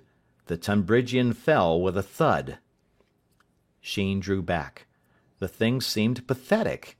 He had braced himself up for a long fight, and it had ended in half a minute. His sensations were mixed. The fighting half of him was praying that his man would get up and start again. The prudent half realized that it was best that he should stay down. He had other fights before him before he could call that silver medal his own, and this would give him an invaluable start in the race. His rivals had all had to battle hard in their opening bouts. The Tonbridgian's rigidity had given place to spasmodic efforts to rise. He got on one knee, and his gloved hand roamed feebly about in search of a hold. It was plain that he had shot his bolt. The referee signed to his seconds, who ducked into the ring and carried him to his corner. Sheen walked back to his own corner and sat down. Presently the referee called out his name as the winner, and he went across the ring and shook hands with his opponent, who was now himself again. He overheard snatches of conversation as he made his way through the crowd to the dressing-room. "Useful boxer, that Wrykyn boy. Shortest fight I've seen here since Hopley won the heavyweights." "Fluke, do you think?" "Don't know. Came to the same thing in the end, anyhow. Caught him fair." "Hard luck on that Tonbridge man. He's a good boxer, really. Did well here, last year." Then an outburst of handclaps drowned the speakers' voices. A swarthy youth with a Ripton pink and green on his vest had pushed past him and was entering the ring. As he entered the dressing-room he heard the referee announcing the names. So that was the famous Peteiro. Sheen admitted to himself that he looked tough, and hurried into his coat and out of the dressing-room again so as to be able to see how the Ripton terror shaped. It was plainly not a one-sided encounter. Peteiro's opponent hailed from St. Paul's, a school that had a habit of turning out boxers. At the end of the first round it seemed that honours were even. The great Peteiro had taken as much as he had given, and once had been uncompromisingly floored by the Pauline's left. But in the second round he began to gain points. For a boy of his weight he had a terrific hit with the right, and 3 applications of this to the ribs early in the round took much of the sting out of the Pauline's blows. He fought on with undiminished pluck, but the Riptonian was too strong for him, and the third round was a rout. To quote the Sportsman of the following day, Peteiro crowded in a lot of work with both hands and scored a popular victory. Sheen looked thoughtful at the conclusion of the fight. There was no doubt that Drummond's antagonist of the previous year was formidable. Yet Sheen believed himself to be the cleverer of the two. At any rate, Peteiro had given no signs of possessing much cunning. To all appearances he was a tough, go-ahead fighter, with a right which would drill a hole in a steel plate. Had he sufficient skill to baffle his, Sheen's, strong tactics? If only Joe Bevan would come! With Joe in his corner to direct him, he would feel safe. But of Joe, up to the present, there were no signs. Mr. Spence came and sat down beside him. "Well, Sheen," he said, "so you won your first fight. Keep it up." "I'll try, sir," said Sheen. "What do you think of Peteiro?" "I was just wondering, sir. He hits very hard." "Very hard indeed." "But he doesn't look as if he was very clever." "Not a bit. Just a plain slogger, that's all. That's why Drummond beat him last year in the featherweights. In strength there was no comparison, but Drummond was just too clever for him. You will be the same, Sheen." "I hope so, sir," said Sheen. After lunch the second act of the performance began. Sheen had to meet a boxer from Harrow who had drawn a bye in the first round of the competition. This proved a harder fight than his first encounter, but by virtue of a stout heart and a straight left he came through it successfully, and there was no doubt as to what the decision would be. Both judges voted for him. Peteiro demolished a Radleian in his next fight. By the middle of the afternoon there were 3 lightweights in the running: Sheen, Peteiro, and a boy from Clifton. Sheen drew the bye, and sparred in an outer room with a soldier, who was inclined to take the thing easily. Sheen, with the thought of the final in his mind, was only too ready to oblige him. They sparred an innocuous 3 rounds, and the man-of-war was kind enough to whisper in his ear as they left the room that he hoped he would win the final, and that he himself had a matter of 1 and 6pence with old Spud Smith on his success. "For I'm a man," said the amiable warrior confidentially, "as knows class when he sees it. You're class, sir, that's what you are." This, taken in conjunction with the fact that if the worst came to the worst he had, at any rate, won a medal by having got into the final, cheered Sheen. If only Joe Bevan had appeared, he would have been perfectly contented. But there were no signs of Joe. End of chapter 21. Chapter 22. A good finish. "Final lightweights!" shouted the referee. A murmur of interest from the ringside chairs. "R.D. Sheen, Wrykyn College." Sheen got his full measure of applause this time. His victories in the preliminary bouts had won him favour with the spectators. "J. Peteiro, Ripton School." "Go it, Ripton!" cried a voice from near the door. The referee frowned in the direction of this audacious partisan, and expressed a hope that the audience would kindly refrain from comment during the rounds. Then he turned to the ring again, and announced the names a second time. "Sheen, Peteiro." The Ripton man was sitting with a hand on each knee, listening to the advice of his school instructor, who had thrust head and shoulders through the ropes, and was busy impressing some point upon him. Sheen found himself noticing the most trivial things with extraordinary clearness. In the first row of the spectators sat a man with a party-coloured tie. He wondered idly what tie it was. It was rather like one worn by members of Templar's house at Wrykyn. Why were the ropes of the ring red? He rather liked the colour. There was a man lighting a pipe. Would he blow out the match, or extinguish it with a wave of the hand? What a beast Peteiro looked. He really was a nigger. He must look out for that right of his. The straight left. Push it out. Straight left ruled the boxing world. Where was Joe? He must have missed the train. Or perhaps he hadn't been able to get away. Why did he want to yawn, he wondered. "Time!" The Ripton man became suddenly active. He almost ran across the ring.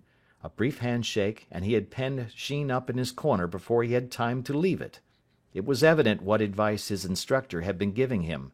He meant to force the pace from the start. The suddenness of it threw Sheen momentarily off his balance. He seemed to be in a whirl of blows.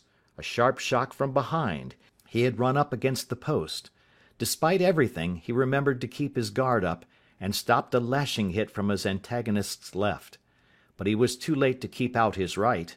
In it came, full on the weakest spot on his left side. The pain of it caused him to double up for an instant, and as he did so, his opponent uppercut him. There was no rest for him. Nothing that he had ever experienced with the gloves on approached this. If only he could get out of this corner. Then, almost unconsciously, he recalled Joe Bevan's advice. "If a man's got you in a corner," Joe had said, "fall on him." Peteiro made another savage swing. Sheen dodged it and hurled himself forward. "Break away," said a dispassionate official voice.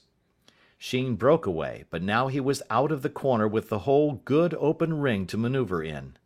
He could just see the Ripton instructor signalling violently to his opponent, and in reply to the signals, Peteiro came on again with another fierce rush.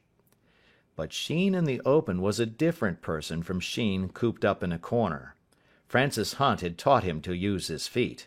He sidestepped, and turning quickly, found his man staggering past him, overbalanced by the force of his wasted blow. And now it was Sheen who attacked, and Peteiro who tried to escape. 2 swift hits he got in before his opponents could face round, and another as he turned and rushed. Then for a while the battle raged without science all over the ring. Gradually, with a cold feeling of dismay, Sheen realised that his strength was going. The pace was too hot. He could not keep it up. His left counters were losing their force. Now he was merely pushing his glove into the Ripton man's face. It was not enough. The other was getting to close quarters, and that right of his seemed stronger than ever. He was against the ropes now, gasping for breath, and Peteiro's right was thudding against his ribs. It could not last. He gathered all his strength and put it into a straight left. It took the Ripton man in the throat and drove him back a step. He came on again. Again Sheen stopped him. It was his last effort. He could do no more. Everything seemed black to him. He leaned against the ropes and drank in the air in great gulps. "Time!" said the referee. The word was lost in the shouts that rose from the packed seats. Sheen tottered to his corner and sat down. "Keep it up, sir, keep it up," said a voice. "Bear it that the opposed may beware of thee. Don't forget the guard, and the straight left beats the world." It was Joe, at the 11th hour.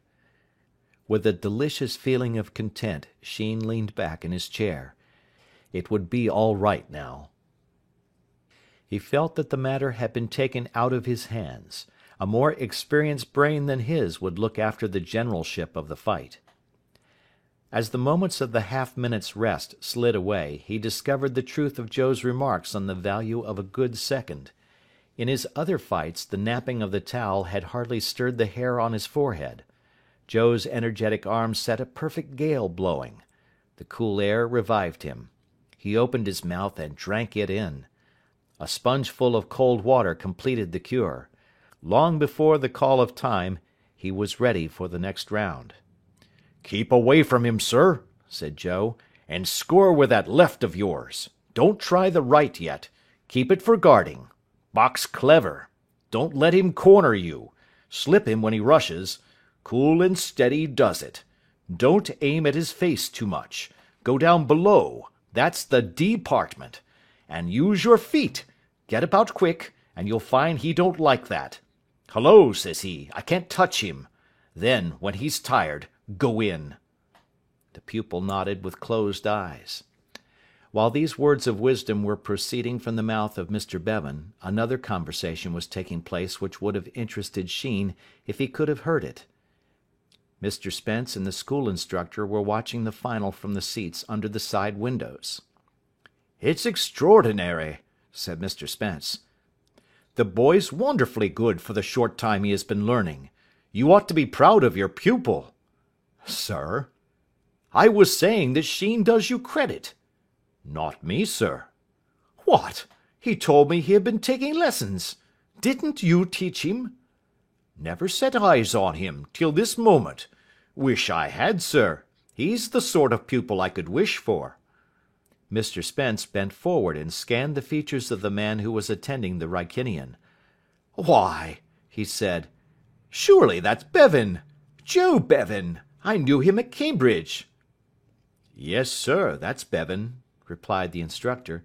"He teaches boxing at Wrykyn now, sir." "At Wrykyn? Where?" "Up the river, at the Blue Boar, sir," said the instructor, quite innocently, for it did not occur to him that this simple little bit of information was just so much incriminating evidence against Sheen. Mr. Spence said nothing, but he opened his eyes very wide. Recalling his recent conversation with Sheen, he remembered that the boy had told him he had been taking lessons, and also that Joe Bevan, the ex-pugilist, had expressed a high opinion of his work. Mr. Spence had imagined that Bevan had been a chance spectator of the boy's skill, but it would now seem that Bevan himself had taught Sheen. This matter, decided Mr. Spence, must be looked into, for it was palpable that Sheen had broken bounds in order to attend Bevan's boxing saloon up the river. For the present, however, Mr. Spence was content to say nothing. Sheen came up for the second round fresh and confident. His head was clear, and his breath no longer came in gasps. There was to be no rallying this time. He had had the worst of the first round, and meant to make up his lost points. Peteiro, losing no time, dashed in. Sheen met him with a left in the face, and gave way a foot. Again Peteiro rushed, and again he was stopped. As he bored in for the third time, Sheen slipped him. The Ripton man paused, and dropped his guard for a moment. Sheen's left shot out once more, and found its mark. Peteiro swung his right viciously, but without effect. Another swift counter added one more point to Sheen's score. Sheen nearly chuckled. It was all so beautifully simple. What a fool he had been to mix it up in the first round. If he only kept his head and stuck to out-fighting, he could win with ease. The man couldn't box. He was nothing more than a slogger. Here he came, as usual, with the old familiar rush. Out went his left. But it missed its billet. Peteiro had checked his rush after the first movement, and now he came in with both hands. It was the first time during the round that he had got to close quarters, and he made the most of it. Sheen's blows were as frequent, but his were harder. He drove at the body, right and left, and once again the call of "time" extricated Sheen from an awkward position. As far as points were concerned, he had had the best of the round, but he was very sore and bruised. His left side was one dull ache. "Keep away from him, sir," said Joe Bevan. "You were ahead on that round. Keep away all the time unless he gets tired. But if you see me signalling, then go in all you can and have a fight." There was a suspicion of weariness about the look of the Ripton champion as he shook hands for the last round. He was beginning to feel the effects of his hurricane fighting in the opening rounds. He began quietly, sparring for an opening. Sheen led with his left. Peteiro was too late with his guard. Sheen tried again, a double lead. His opponent guarded the first blow, but the second went home heavily on the body, and he gave way a step. Then from the corner of his eye Sheen saw Bevan gesticulating wildly, so, taking his life in his hands, he abandoned his waiting game, dropped his guard, and dashed in to fight. Peteiro met him doggedly. For a few minutes the exchanges were even. Then suddenly the Riptonian's blows began to weaken. He got home his right on the head, and Sheen hardly felt it, and in a flash there came to him the glorious certainty that the game was his. He was winning, winning, winning. "That's enough," said the referee. The Ripton man was leaning against the ropes, utterly spent, at almost the same spot where Sheen had leaned at the end of the first round. The last attack had finished him. His seconds helped him to his corner. The referee waved his hand. "Sheen wins," he said. And that was the greatest moment of his life. End of chapter 22. Chapter 23. A surprise for Seymour's. Seymour's house took in one copy of the Sportsman daily. On the morning after the Aldershot competition, Linton met the paper boy at the door on his return from the Fives Courts, where he had been playing a couple of before-breakfast games with Dunstable. He relieved him of the house copy, and opened it to see how the Wrykyn pair had performed in the gymnastics. He did not expect anything great, having a rooted contempt for both experts, who were small and, except in the gymnasium, obscure. Indeed, he had gone so far on the previous day as to express a hope that Biddle, the more despicable of the two, would fall off the horizontal bar and break his neck. Still, he might as well see where they had come out. After all, with all their faults, they were human beings like himself and Wrykynians. The competition was reported in the boxing column. The first thing that caught his eye was the name of the school among the headlines. "Honours," said the headline, "for St. Paul's, Harrow, and Wrykyn." "Hello," said Linton. "What's all this?" Then the thing came on him with nothing to soften the shock. He had folded the paper, and the last words on the half uppermost were, "Final. Sheen beat Peteiro." Linton had often read novels in which some important document swam before the eyes of the hero or the heroine, but he had never understood the full meaning of the phrase until he read those words, "Sheen beat Peteiro." There was no mistake about it. There the thing was. It was impossible for the Sportsman to have been hoaxed. No, the incredible, outrageous fact must be faced. Sheen had been down to Aldershot and won a silver medal. Sheen! Sheen! Sheen who was, well, who in a word, was Sheen! Linton read on like one in a dream. "The light weights fell," said the writer, "to a newcomer Sheen of Wrykyn." Sheen! "A clever youngster, with a strong defence and a beautiful straight left, doubtless the result of tuition from the middleweight ex-champion, Joe Bevan, who was in his corner for the final bout. None of the opponents gave him much trouble except Peteiro of Ripton, whom he met in the final.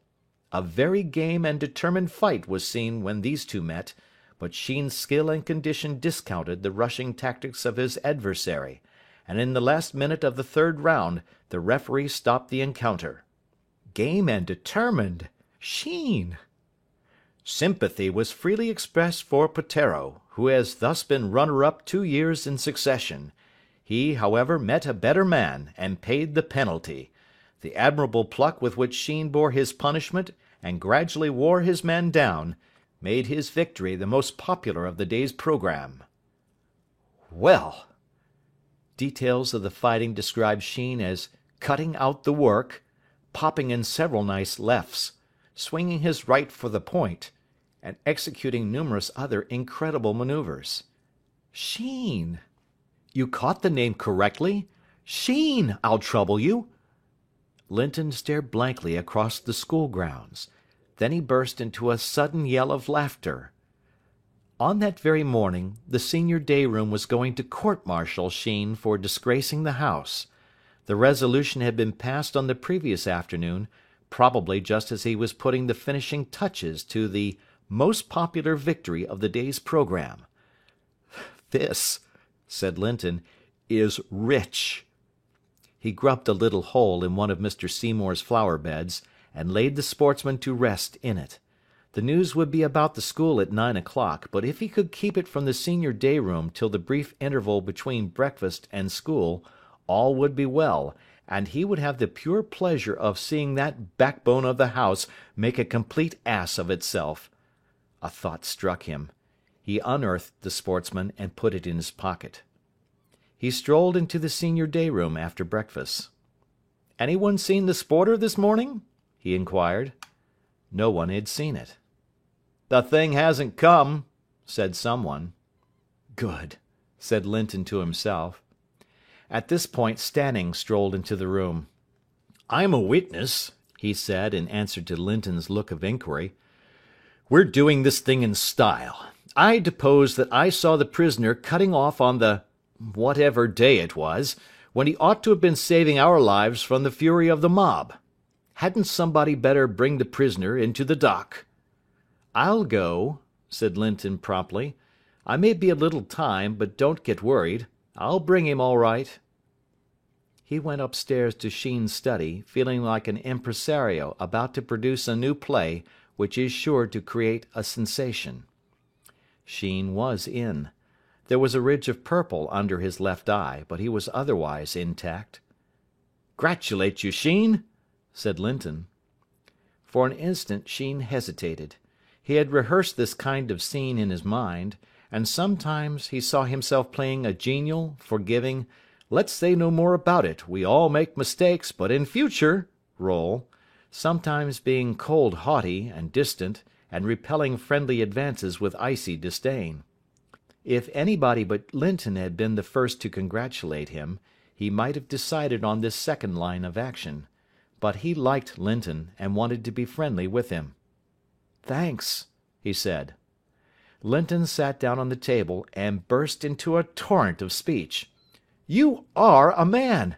What did you want to do it for? Where the dickens did you learn to box?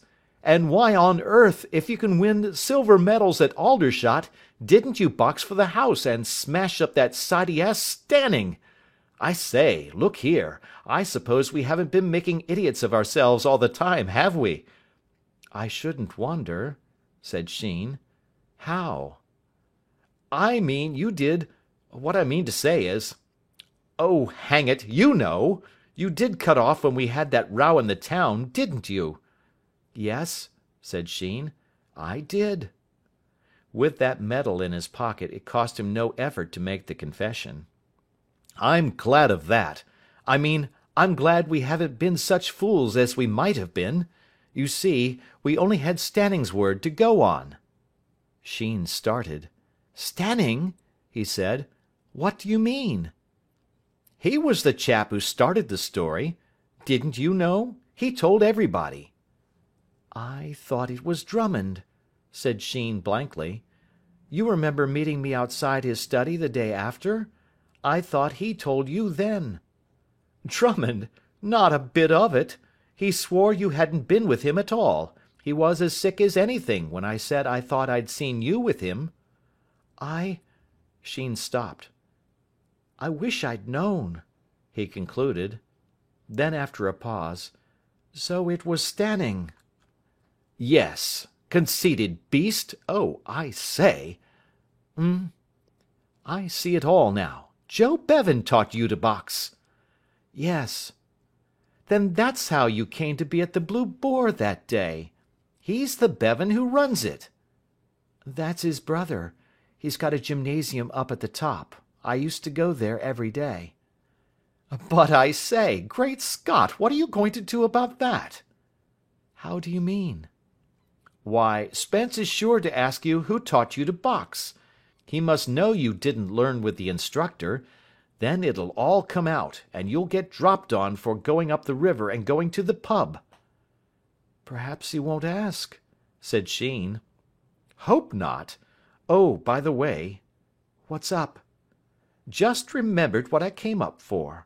It's an awful rag. The senior day room are going to court-martial you. Court-martial me? For funking. They don't know about Aldershot, not a word. I bagged the Sportsman early and hid it. They're going to get the surprise of their lifetime. I said I'd come up and fetch you. I shan't go, said Sheen. Linton looked alarmed.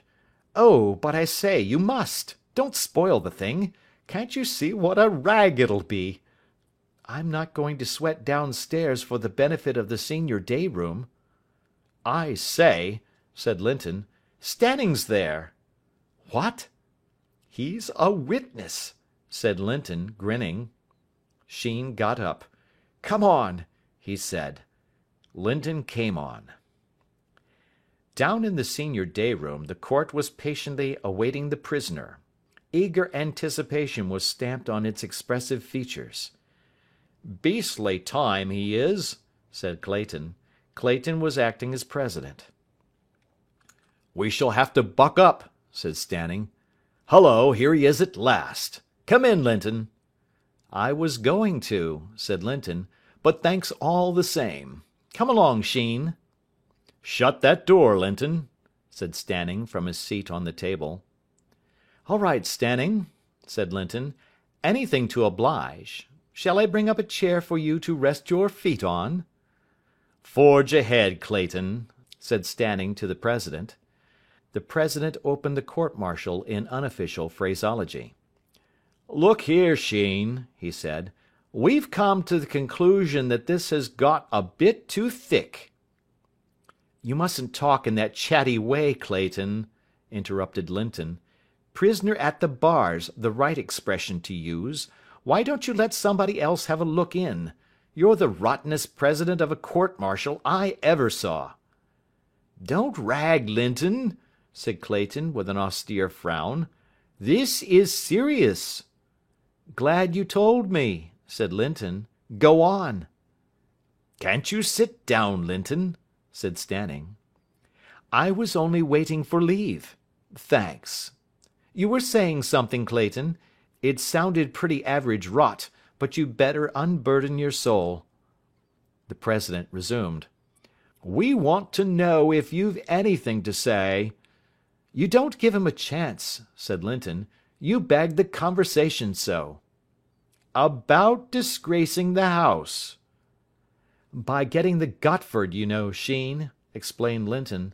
Clayton thinks that work's a bad habit and ought to be discouraged. Clayton glared and looked at Stanning. He was not equal to the task of tackling Linton himself. Stanning interposed. Don't rot, Linton. We haven't much time as it is. Sorry, said Linton. You've let the house down awfully, said Clayton. Yes, said Sheen. Linton took the paper out of his pocket and smoothed it out. Seen the Sporter? He asked casually. His neighbour grabbed at it. I thought it hadn't come, he said. Good account of Aldershot, said Linton. He leaned back in his chair as 2 or 3 of the senior day room collected round the Sportsman. Hullo, we won the gym. Rot, let's have a look. This tremendous announcement quite eclipsed the court-martial as an object of popular interest. The senior day room surged round the holder of the paper. Give us a chance, he protested. We can't have. Where is it? Biddle and Smith are simply hopeless. How the dickens can they have got the shield?" "What a goat you are!" said a voice reproachfully to the possessor of the paper. "Look at this. It says Cheltenham got it. And here we are, 17th. Fat lot of shield we've won." "Then what the deuce does this mean? Honours for St. Paul's, Harrow, and Wrykyn." "Perhaps it refers to the boxing," suggested Linton. "But we didn't send anyone up. Look here. Harrow won the heavies. St. Paul's got the middles. Hullo!" "Great Scott!" said the senior day room. There was a blank silence. Linton whistled softly to himself. The gaze of the senior day room was concentrated on that ridge of purple beneath Sheen's left eye. Clayton was the first to speak. For some time he had been waiting for sufficient silence to enable him to proceed with his presidential duties. He addressed himself to Sheen. "Look here, Sheen," he said. "We want to know what you've got to say for yourself. You go disgracing the house—" The stunned senior day room were roused to speech. "Oh, chuck it, Clayton!" "Don't be a fool, Clayton!" "Silly idiot!" Clayton looked round in pained surprise at this sudden withdrawal of popular support. "You'd better be polite to Sheen," said Linton. "He won the light weights at Aldershot yesterday." The silence once more became strained. "Well," said Sheen, "weren't you going to court-martial me, or something? Clayton, weren't you saying something?" Clayton started. He had not yet grasped the situation entirely, but he realised dimly that by some miracle Sheen had turned in an instant into a most formidable person. No," he said. "No, nothing." "The thing seems to have fallen through, Sheen," said Linton. "Great pity. Started so well, too. Clayton always makes a mess of things." "Then I'd just like to say one thing," said Sheen. Respectful attention from the senior day room. "I only want to know why you can't manage things of this sort by yourselves, without dragging in men from other houses." "Especially men like Stanning," said Linton. "The same thing occurred to me. It's lucky Drummond wasn't here. Remember the last time, you chaps?" The chaps did. Stanning became an object of critical interest. After all, who was Stanning? What right had he to come and sit on tables in Seymour's and interfere with the affairs of the house? The allusion to last time was lost upon Sheen, but he saw that it had not improved Stanning's position with the spectators. He opened the door. "Good-bye, Stanning," he said. "If I hadn't hurt my wrist—" Stanning began. "Hurt your wrist?" said Sheen. "You've got a bad attack of Patero. That was what was the matter with you." "You think that everyone's a funk like yourself," said Stanning. "Pity they aren't," said Linton. "We should do rather well down at Aldershot. And he wasn't such a terror after all, Sheen, was he? You beat him in 2½ rounds, didn't you? Think what Stanning might have done if only he hadn't sprained his poor wrist just in time." "Look here, Linton—" "Some are born with sprained wrists," continued the speaker. "Some achieve sprained wrists, like Stanning." Stanning took a step towards him. "Don't forget you've a sprained wrist," said Linton. "Come on, Stanning," said Sheen, who was still holding the door open. "You'll be much more comfortable in your own house. I'll show you out." "I suppose," said Stanning in the passage, "you think you've scored off me." "That," said Sheen pleasantly, "is rather the idea. Good-bye." End of chapter 23. Chapter 24. Bruce Explains. Mr Spence was a master with a great deal of sympathy and a highly developed sense of duty. It was the combination of these two qualities which made it so difficult for him to determine on a suitable course of action in relation to Sheen's out-of-bounds exploits. As a private individual, he had nothing but admiration for the sporting way in which Sheen had fought his uphill fight. He felt that he himself, in similar circumstances, would have broken any number of school rules. But, as a master, it was his duty, he considered, to report him. If a master ignored a breach of rules in one case, with which he happened to sympathise, he would in common fairness be compelled to overlook a similar breach of rules in other cases, even if he did not sympathise with them, in which event he would be of small use as a master. On the other hand, Sheen's case was so exceptional that he might very well compromise to a certain extent between the claims of sympathy and those of duty. If he were to go to the headmaster and state baldly that Sheen had been in the habit for the last half-term of visiting an up-river public-house, the headmaster would get an entirely wrong idea of the matter, and suspect all sorts of things which had no existence in fact. When a boy is accused of frequenting a public-house, the head magisterial mind leaps naturally to stale fumes and the drunken stagger. So Mr Spence decided on a compromise. He sent for Sheen, and having congratulated him warmly on his victory in the light weights, proceeded as follows. "You have given me to understand, Sheen, that you were taught boxing by Bevan?" "Yes, sir." "At the Blue Boar?" "Yes, sir." "This puts me in a rather difficult position, Sheen. Much as I dislike doing it, I am afraid I shall have to report this matter to the headmaster." Sheen said he supposed so. He saw Mr Spence's point. "But I shall not mention the Blue Boar. If I did, the headmaster might get quite the wrong impression. He would not understand all the circumstances. So I shall simply mention that you broke bounds by going up the river. I shall tell him the whole story, you understand, and it's quite possible that you will hear no more of the affair. I'm sure I hope so. But you understand my position?" "Yes, sir." "That's all then, Sheen. Oh, by the way, you wouldn't care for a game of fives before breakfast tomorrow, I suppose?"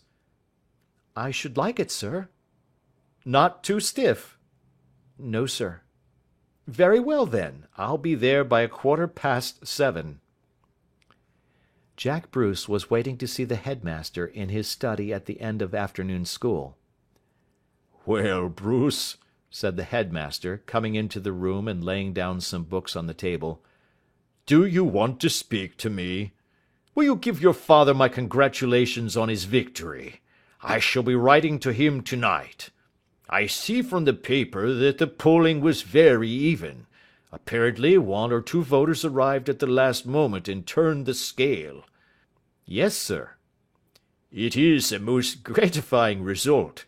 I am sure that, apart from our political views, we should all have been disappointed if your father had not won. Please congratulate him sincerely." "Yes, sir."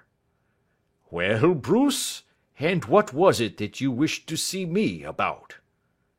Bruce was about to reply when the door opened and Mr Spence came in.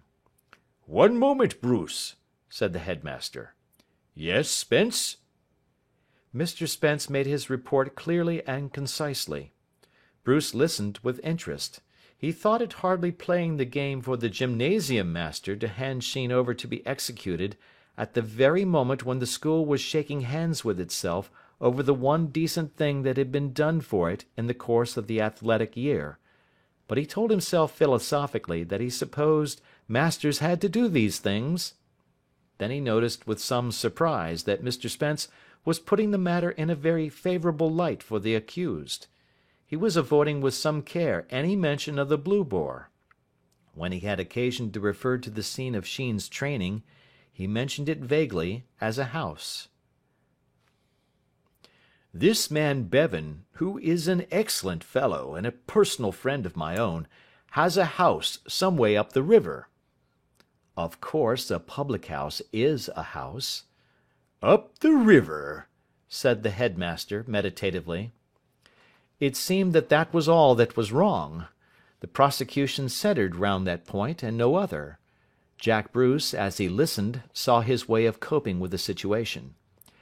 Thank you, Spence, said the headmaster at the conclusion of the narrative. I quite understand that Sheen's conduct was very excusable. But I distinctly said, I placed the upper river out of bounds. Well, I will see Sheen and speak to him. I will speak to him. Mr. Spence left the room. Please, sir, said Jack Bruce.